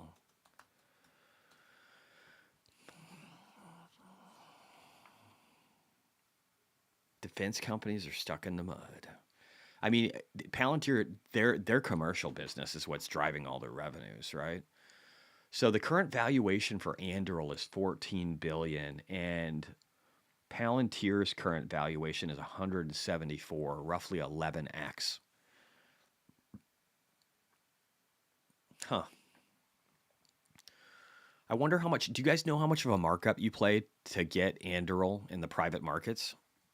How can I buy Anduril stock, and how much of a premium would it be? I think Anduril is going to be one of the biggest defense contractors on the planet. That's why I'm curious. Palmer Luckey is no fucking joke. He is an Alex Karp. He's probably actually more brilliant. I don't want to say brilliant. I love Alex Karp. Alex Karp is brilliant in his own ways, but as far as like, he's more like a pseudo Elon Musk. I mean, he created Oculus. He's creating some of the greatest defense sector products, ones that are currently being deployed to Taiwan to help with jamming, radar jamming, and drone jamming, and being able to potentially take them over. And then drones. I think they've got a contract for like 10, 15,000 drones. Accredited investors to buy shares. I mean, I should be, if I can buy a Lambo, I can buy I should count, I think. To buy shares of a private company like Anduril, you must be an accredited investor. This typically means you have an income exceeding, okay, I do. Thanks to you guys. Thank you. For the last 2 years, or a net worth of $1 million. Well, I definitely have more than that. Secondary market, Hive, Forge. Guys, dude, look at Grok, guys. Look at Grok. Do you guys use this? If you don't use this, why the fuck don't you use it? For every question you have. Seriously. Why don't you use Grok for every fucking question you have? And Grok 3, the end of this next month, beginning of February, Grok 3 will be even better. And it won't give you bullshit. It won't tell you that Thomas Jefferson was a black man. I mean, you want the right answers, right? But yeah, Hive. You can explore buying Anduril shares through Hive, a marketplace for trading private company stocks. Listings on Hive can vary, but you might find sellers offering Anduril stock. Forge Global. This platform allows accredited investors to buy and sell shares of private companies, including Anduril. Equity Zen, another option for buying pre-IPO shares where you can find Anduril stock if available. Special purpose vehicles, there's so much. Anyway, premium's sick, but whatever. Current premium based on recent data, Anduril shares have been trading at a 40% premium to their Series F valuation price per share in an institutional secondary market. I'll have to do some math to see what that is. Specific premium, posts on X have mentioned a 10% premium to the current round's price for some transactions involving Anduril stock, including are indicating that the premium can vary based on the specifics of the deal. So I think the important thing, if you're going to be buying this pre-IPO, and I might actually do this in the not too distant future. If they don't IPO soon, I might actually get private offering and maybe put $250,000 into Anduril because I like the idea. I asked Grok Lotto numbers yesterday and won $20. That is fucking awesome. MKVG, that is awesome. I mean, I'm sure it's just dumb luck, but I love it. I love it. Thank you for the 279. That's so cool. Solana $5 away from an all-time high. That seems pretty good, right? Whole market looking good today, guys. Tesla up 2%, MicroStrategy up 2.5%, MSTX up about 5%, ARGT down 0.64 today, but I think that was Argentina's stock was up like 5% yesterday, maybe 6%. PayPal's up 0.74. New is up 2.21. Glad I bought some new. SoFi up 0.46, getting a baby bounce off that latest. It's funny how a shitty analyst can crush SoFi stock's price by almost 10%, but a 5-star top-ranked analyst, like in the top 100s out of thousands of analysts, only brings it up a half a point. It's just funny. Human beings are so strange. Anyway, we're about 3 minutes till more data, so we'll kind of pull this up. Thank you to the almost 1,000 that are here. I butchered a bunch of them. They're not coming back, but whatever. It'll be we got rid of all the little bitches, and we got the cool people here now. I don't care. I really don't give a shit. I'm not here to win any awards based on telling people what they want to hear. That's not my job. It's not what I will do.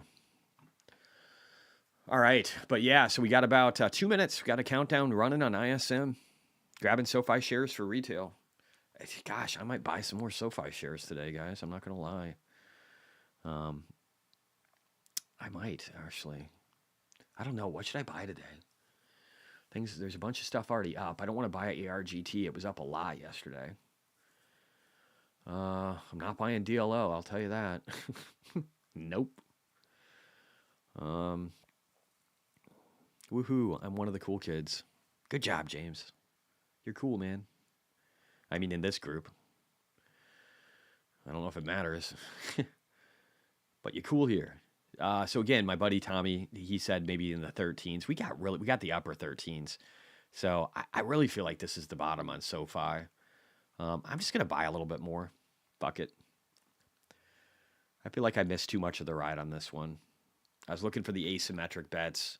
Got too greedy with MSTX and MSTU near the highs. Just some stupid amateur hour shit. But I'm a human being. I'm a normal person, guys. I make mistakes too.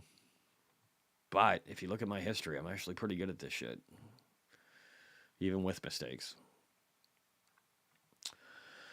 All right, whatever. I bought 1,000 shares of SoFi. So I'm happy about that. Treat yourself to some XRP. No, I don't, Matthew. I really don't. That is the last thing I would buy. Let's just look at crypto bubbles here real quick while we're waiting. The data's going to come out right now, but like 30 seconds. But let's look at market cap, and then let's look at where XRP is.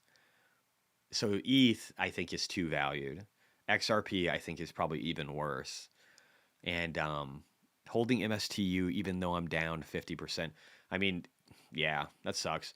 Now is probably the time to buy it. And you'll probably end up actually doing all right. We just need to have some good up days.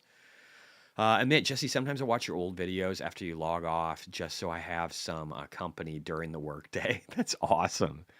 That's awesome, Amit. I love that. So Solana, guys, much better investment in my opinion, and that market cap is 105 billion. Literally all of the traffic is on here. XRP, a really shitty investment, is at 140. So I would much prefer this. And look at the difference today. XRP up 1.2%, Solana up 4.6. XRP had its run. It does this thing every cycle where it crushes people. You can't see it. If you go out to the main chart, you can see it. We got our data. Let's see, guys. Let's see where we're headed. New orders, 52.5. Boom. Well above forecast. Manufacturing prices, well above forecast. Consensus was 51.7. We were expecting 50.4. So I don't love that. It kind of speaks to the inflationary. But manufacturing employment down, so that should actually take away some pressure. And I think that's coming back no matter what. The forecast was 48.3, so I'm not worried about that. I'm worried about prices. Let's see what the PMI there was. 49.3 versus 48.4 and 48.5. So outside of some price pressure, I like what I'm seeing, guys. I like increased new orders. That will help employment in the future. I don't love the prices over the short term. But all in all, guys, I liked the data yesterday. We had a lot of great data yesterday. So let's just look. Let's real quickly just review this week and just look at data earlier. So again, pending home sales were better than expected. Chicago PMI was rough, right? People will talk to that, the Purchase Managers Index, but I think that region just kind of sucks. But the Dallas Fed Manufacturing Index blew away results. And then again, Tuesday, what do we have Tuesday? We had house prices. They were low, higher than consensus, lower than forecast, but honestly, that's probably pretty in line. And they're going down, and that's good. They're going down at a stable rate. House price index year over year was 4.5%, slightly higher than expected. So again, that was up a little bit. So these two kind of counteract each other. And then Dallas Fed services were better than expected for both revenue and the services index. And then yesterday, again, the mortgage data outside of the higher rate that sucked and mortgage applications down, all of that was weak, right? But we kind of expect that until rates come down. But initial jobless claims data, continuing jobless claims, 4-week average were all great. And the S&P Global Manufacturing PMIs were all great yesterday. So we've actually, when I weigh the sum of the parts of this week, I think it's good. I think it's good. And today is just more good data outside of manufacturing prices being a little high. And I'm not worried about that because we're seeing clear deflation out of China, guys. How do we know we're seeing deflation out of China? Because we just look at the bond market. And the bond market, you can do a quick Grok search if you don't understand this, and it will tell you that the bond market is collapsing because people are looking for flights to safety in the country because they don't believe in the real estate market. They don't believe in the stock market because they've been destroyed in those things for the last 5 years and really the stock market for a decade. And so the only thing they really have left are these shitty returns in their bond market. People are paying to buy bonds with a 1.6% yield because they're afraid of deflation. As China deflates, prices will come down. Even with tariffs, I think. Even with 10% tariffs, I think prices could come down. Jesse, can you buy Anduril on my behalf if you go private? I don't know how that works, man. Maybe. LW Crypto, Chris, I've never done this before, guys. I've only been an accredited investor for like the last several years, and I've just still been in public markets. So I got a lot to learn on that front. If anybody knows good resources outside of Grok and just YouTube videos, let me know. LW Crypto, Chris, I have a financial guy I work with. He's great and has done me well. Spotify, Palantir, DocuSign in the past, and many more. Cool. Dario, if MSTR comes back to 500, MSTU and MSTX will go up at the same speed, way more. So I don't, again, these are dangerous vehicles, guys. These are short-term leveraged like options, right? That's essentially what they are. So incredibly painful. If we chop sideways, painful. If we go down, incredibly fucking painful. No, I'm not talking to me, Kevin. Fuck off, DC 2023. Fuck you, man. But if they go up, they're ridiculously good. And I want to show you why here because let's just look at MicroStrategy. So this is easy. We'll pull that up first. So MicroStrategy, let's just look at this, guys. MicroStrategy from September 6th went up 374%, right? September 6th. I don't know if we can gauge it by that, though, because the funds came later. So I know maybe it was that. Let me check. Let's pull up MSTX. So this is where shit gets weird in a beautiful way to the upside. Because MicroStrategy is roughly a 2 to 3x play to the underlying Bitcoin. It did 3x over that time of what Bitcoin did. It actually did a little bit better than that, right? But look at this fund here. So this fund was opened, September 6th. So at a time where MSTR, and this is nuts. This is crazy math, guys. So let's pull up Bitcoin too. We're going to do this the full spectrum to give you guys an idea of just how fucking crazy this can get. By the way, CleanSpark up 6.4% to all you buyers. Congratulations. So Bitcoin, let's see, what did Bitcoin do from September 6th to the top? Let's just go back and do the math. Okay. It did good, right? It didn't do bad. It did good. But how good did it do? Let's understand this. Let's do the math across all these real quick, because I think it behooves us to do that. So here we go. Here's where it is, right? So Bitcoin went up 107%. Over that time, MicroStrategy did 370, more than 3x, 4x, more than 4x, right? So just look at this. So if you own Bitcoin, you got 100%. If you own MicroStrategy, you got 370%. But if you owned, this is where it gets fucking weird. If you owned MSTX over that time, you made over 1,300. So 100% move, guys. Let's say that Bitcoin goes up. Let's say we have something similar to that again. And maybe we don't. Maybe it underperforms that. But let's say we have something similar to that, where we have a 50% move and we get to that 150 target in the first quarter of Q1, like I think we can do. I think it's totally doable, right? Maybe Q2 at the latest. So if we get a 50% move, then can we expect a 600% move off of MSTX? Probably. Because MSTR, if we get a 50% move, I mean, MSTR, if we get a 50% move, MSTR is probably going to here. And so, yeah, it's fucking crazy. It's probably going at least to here. That's my take.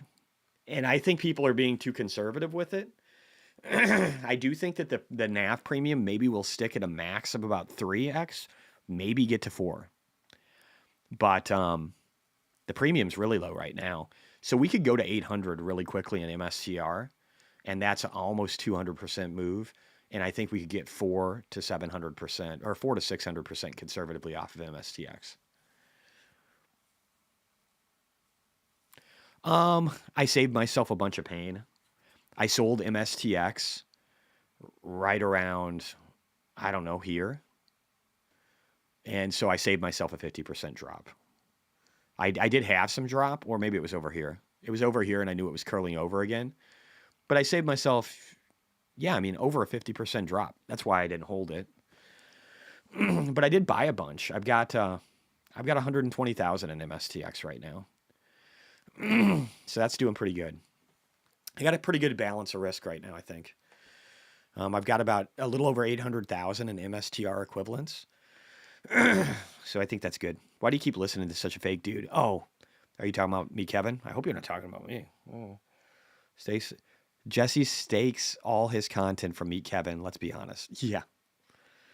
Yeah, that's it. I get all my work from Meet Kevin. That's true. Patriot Investor. Was there a reason you didn't hold? Oh, yeah, that was you. Beta for life. Jesse, do you think the miners outperform MSTR? I think it's going to be close. Maybe not. I don't know. I think miners will might outperform MSTR still, especially the smaller ones. If they get a good narrative, I think they'll outperform just because of their size. But I don't know if they'll outperform MSTX. It's going to be close. I feel pretty good about my diversification. I've got millions between the two. So I feel pretty good about it. Do options on top of MSTX. That would be intense. Oh, God, that would be painful. You'd have a very short window of time to be right. 97.2, guys. So we got this falling broadening wedge now. We got our breakout confirmed, or looking to confirm. We got 49 minutes on the 4-hour till we confirm our breakout. And it looks good. We're at 97.350 and climbing. 97.4. It looks good. Christopher Capuno said, Mr. Monkey said, Meet Kevin showed himself during the Disney pay to pass queuing for rich people discussion, where he basically argued rich people should be able to go to the front of the queue by paying more than the plebs. I mean, I kind of agree with that. with anything in life. Like, you get better service that you pay for it, right? I mean, it doesn't make it fair, but life isn't fair. There's rich people and there's poor people. You should try and be rich. CleanSpark is up 7%. I don't hate that. Probably should have bought more CleanSpark yesterday. Oh, well. The options are still, oh no, they're up 12% now. They just jumped. So the options were, so CleanSpark's up 7.5% today. Looks very short squeezy. Looks very short squeezy. Yeah. And the options are only up 12, so they're doing a lowered multiple. They should be doing at least 2x, maybe a little more than 2x. But the fact that they're doing 12 is I'm pretty happy with that. I would like to see, if I get to $1 million in CleanSpark options, I'm going to cash out of them and just probably move it into like iBit or something. Or just at least to the stock. Because I want to get out of those options. If I get 300% on my options, guys, I'm fucking out. If I get 250, I'm probably out. Hood looks squeezy. I mean, a lot of things are doing good today. What is Hood at? Where was Hood? Where did I put Hood? I got to get used to where my stuff is. Hood's only up 0.18%, so it's kind of being timid. I think crypto seems to be outperforming broader markets today. We'll see how long it lasts. We can stabilize in this range, guys. In the West, we tax people with plenty enough to provide basics. Yeah, I think there are things. I think things are going to happen to kind of even the playing field for a lot of goods. But I do believe if you pay more, especially in a weird place like Disneyland or Disney World, to avoid really long fucking lines, like that just seems like democracy, capitalism, right? I mean, if you want to, you don't get, they don't give you a Lamborghini if you don't pay $300,000 or more, right? Like you got to pay. Not everybody's going to get one of those. I mean, I think Disneyland to get into the front, I actually agree with that. I mean, it's one of those things where if you don't want to do that and you don't want to pay an exorbitant price, you pay with your time. Just like I would gladly pay more money to get more time. I would gladly do that. So, I mean, it behooves that business to do the same.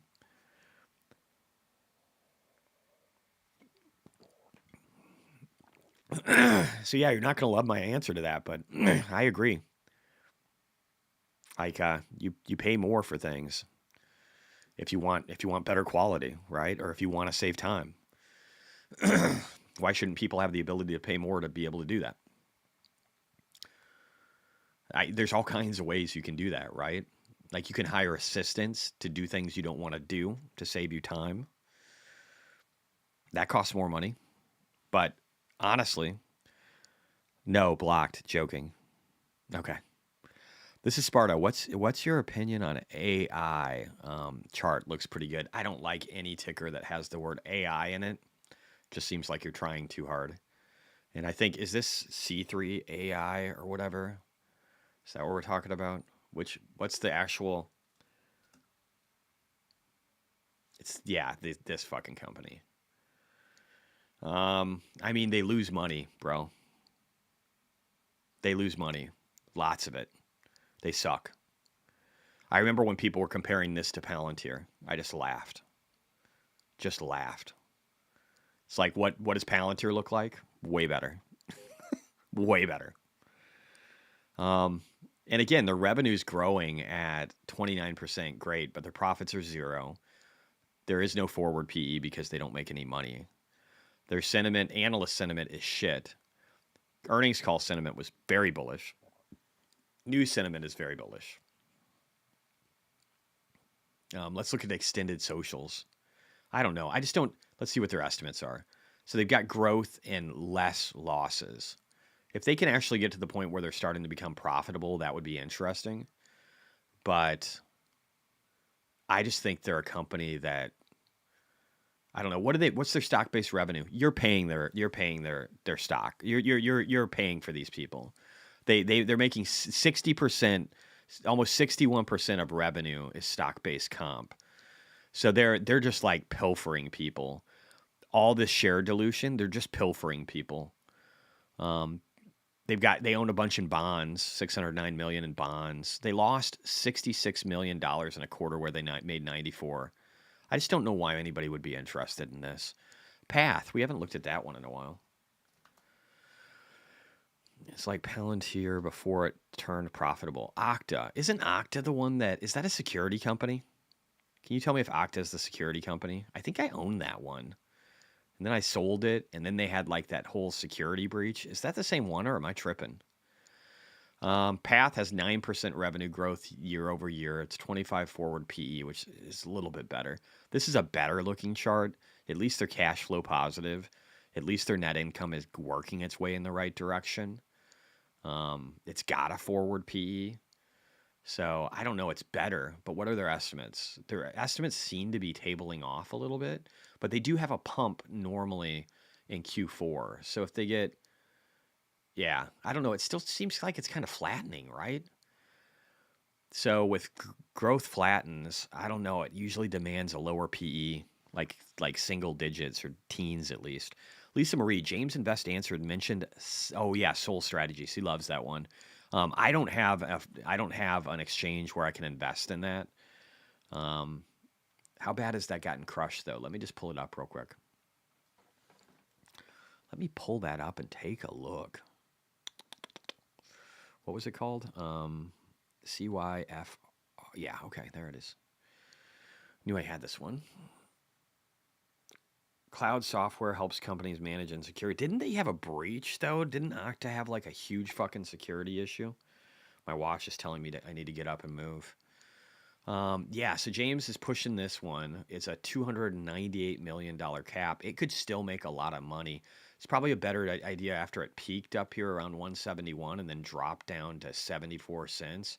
It's already started running. It does look like it's going to take off again.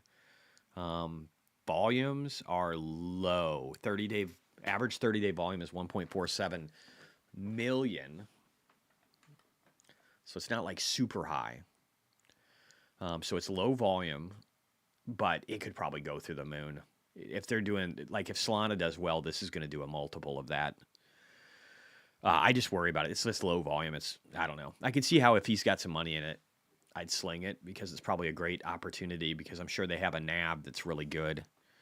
And they're doing that MicroStrategy thing, except they're doing it with Solana, right? I think that's what they're doing.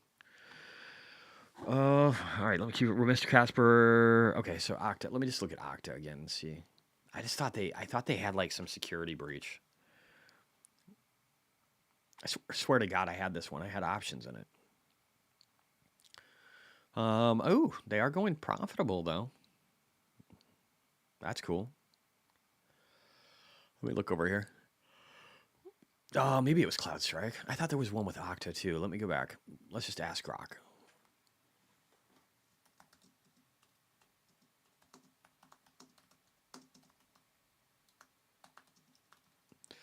Bitfarms, is it doing good today? I'm sure it is. It's a small cap. And if CleanSpark's up 6.5, it's probably doing even better. In 2023, Okta disclosed that hackers had accessed its support case management system using stolen credentials. This allowed attackers to view files uploaded by certain Okta customers, which included sensitive data like cookies, session tokens that could be used to impersonate valid users. Scope. Initially, Okta stated that the breach affected only 1% of its customer base. However, further investigation revealed that the threat actor had accessed to much more data. By November 2023, Okta confirmed that the breach had impacted all users of its customer service support system, with the threat actor having downloaded and reported containing the name and email addresses of all of these users. So it seems like it was a pretty significant breach for Okta. Try Perplexity. It's so good, just like Grok. Yeah, Grok. I use Perplexity, actually. I pay for the service. It gives you the ability to use a lot of cool things. I love I don't know if he's the CEO, but the creator of Perplexity is one of the smartest people I've ever listened to. I love him. I'm thinking reallocation funds from PayPal to Square, as Square is more Bitcoin aligned.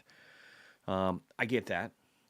If you're doing that just with the stock, I actually get that move.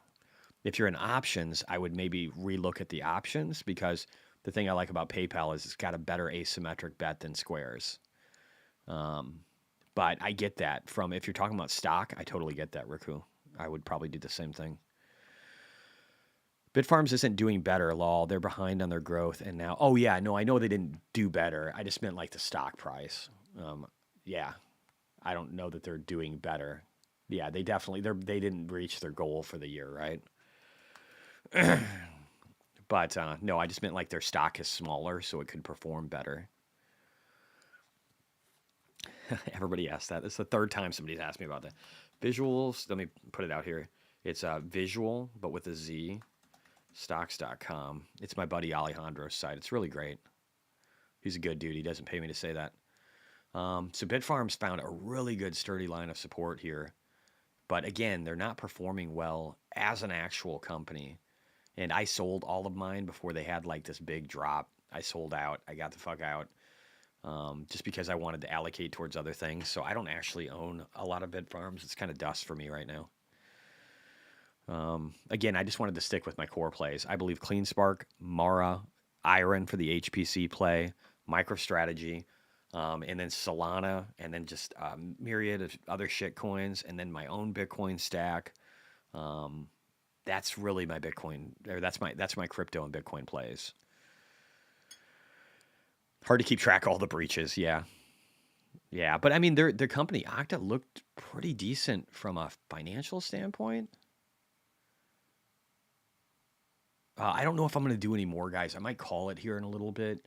Market looks like it's doing okay today. Let me just look here real quick.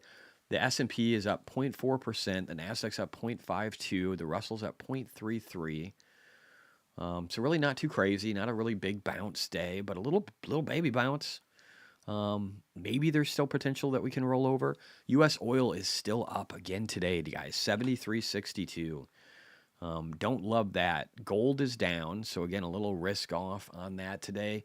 The dollar's down 0.14%, but I do think it can climb over the short term. I do think oil eventually gets rejected up in maybe in the 75 range or up here in the 76 range. I think oil gets rejected and then it starts to roll over again.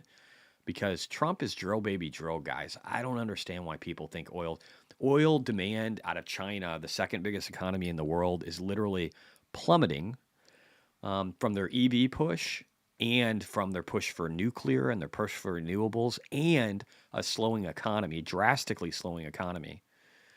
So I don't understand why people think that it needs to be higher. It's just not.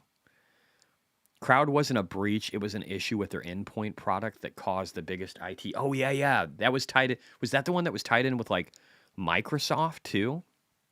I can't remember. Didn't one of them bring down like, it wasn't just it was like it was like a ton of websites that went down. Crowd really had a fucking mistake. It was bad. It was real bad. But so I think oil's going to start to roll over. I think the 10-year will start to roll over here in the not too distant future. It's kind of meandering. The 10-year and the 2-year haven't really went up much.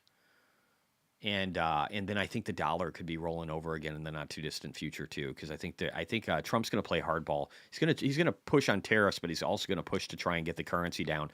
He wants manufacturing in the United States. He's got the most brilliant minds, I believe, in the world working with him right now.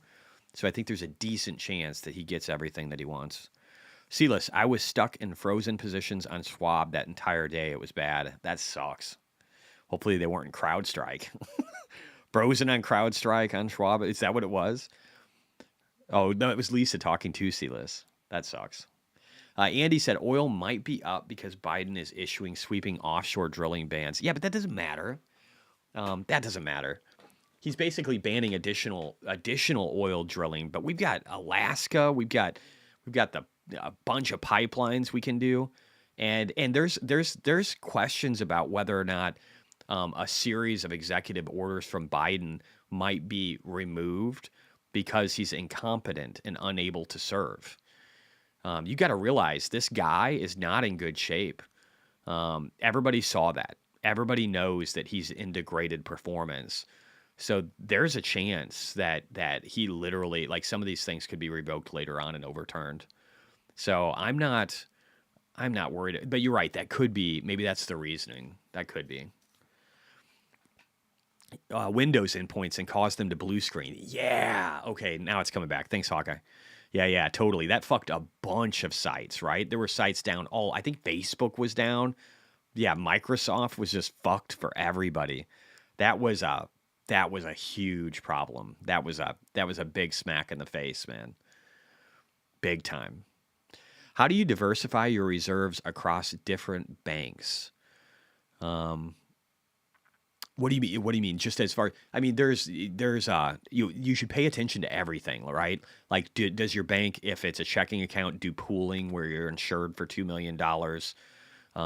If it is it an exchange, do they do pooling? Because again, exchanges have different rules for what's insured.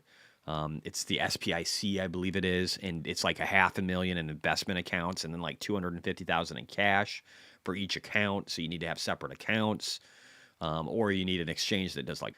So again, there's a bunch of things to consider. FDIC is for checking, not for your exchange.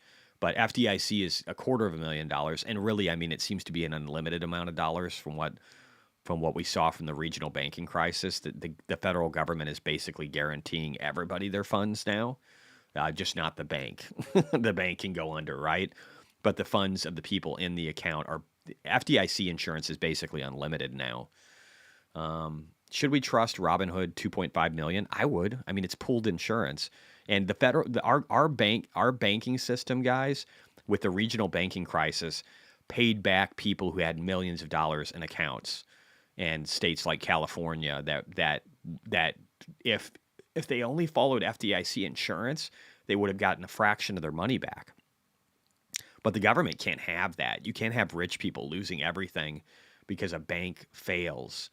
So the money's pretty much unlimited, guaranteed until the government fails. If the government fails, we've got a bigger problem. And I feel way better about the government not failing under Trump and under Vivek and under Elon Musk and under, Robert F. Kennedy and Shanahan and Tulsi Gabbard and just J.D. Vance and so many brilliant people. I feel really privileged right now to be living in America. Doesn't Good use Lloyd's of London?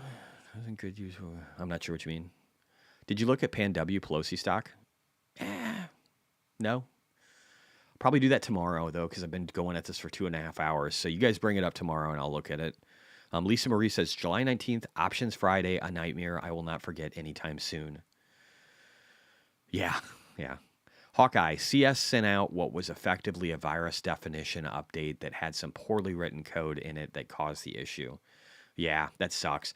When your quality control literally crashes Windows all across the world, that's really bad. That's a black eye, for sure. Mark, yep, they didn't properly test the update and they pushed it to all customers at once. What a fucking idiotic. I used to work for software companies, and we did two different ones.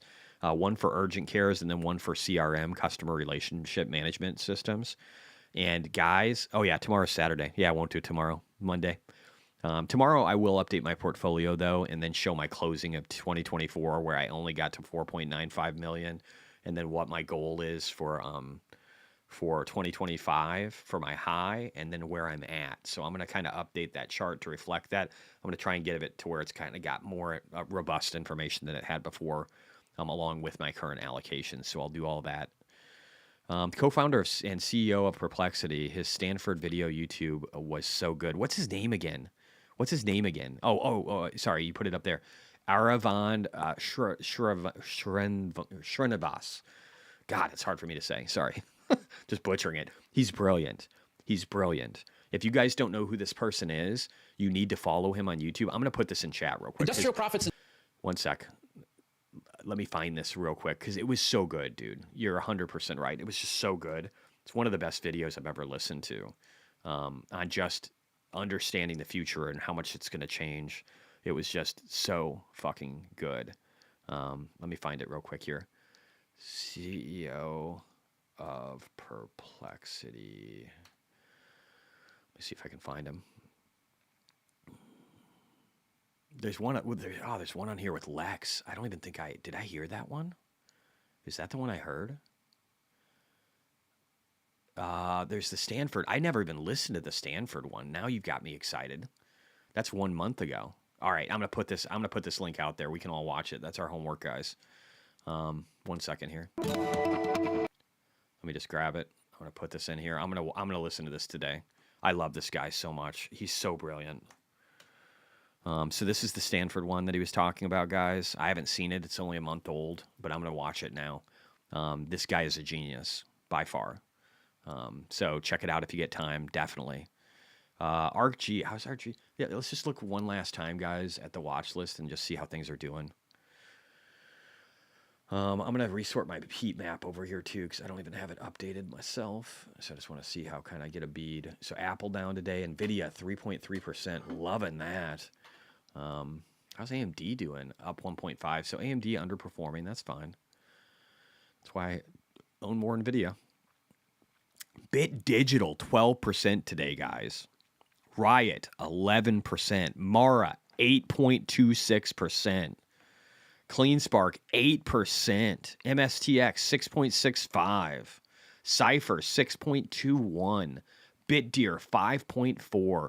It is a miner and crypto smorgasbord up here, guys. With miners actually leading. Iron's only up 4.78. Hut's up 5. This is good. Square is up 5% today, guys. Told you that fucker was bouncing. Wow. Bitfarms is up 3.72. ArcG's up 3.4. And Palantir is up 3%. Congrats, man. Trying to get to that $80 level again. We'll see if she can do it. News up 2.5. SoFi's up 2. AMD's up 1 point. This is such a good day, guys. Tesla's up 1.32. PayPal's up 0.82. It's all good. PayPal's up 0.82, but what are the options up? It's hard for me to tell. It says 1.82, but I don't think it's updated correctly. Anyway, good day today. I think I'm up $200,000. I don't hate it. I'll take it. It's been a shitty couple of weeks, so it's nice to have a green day. We'll see if it lasts. Hopefully we can close the Friday this way. Anyway, my boy Tony's calling me. I'm going to bounce, guys. I love you, and I hope you do well. I'm just going to hang up here now. Bye-bye. See you guys. Stay out of trouble. Oh, and Sam.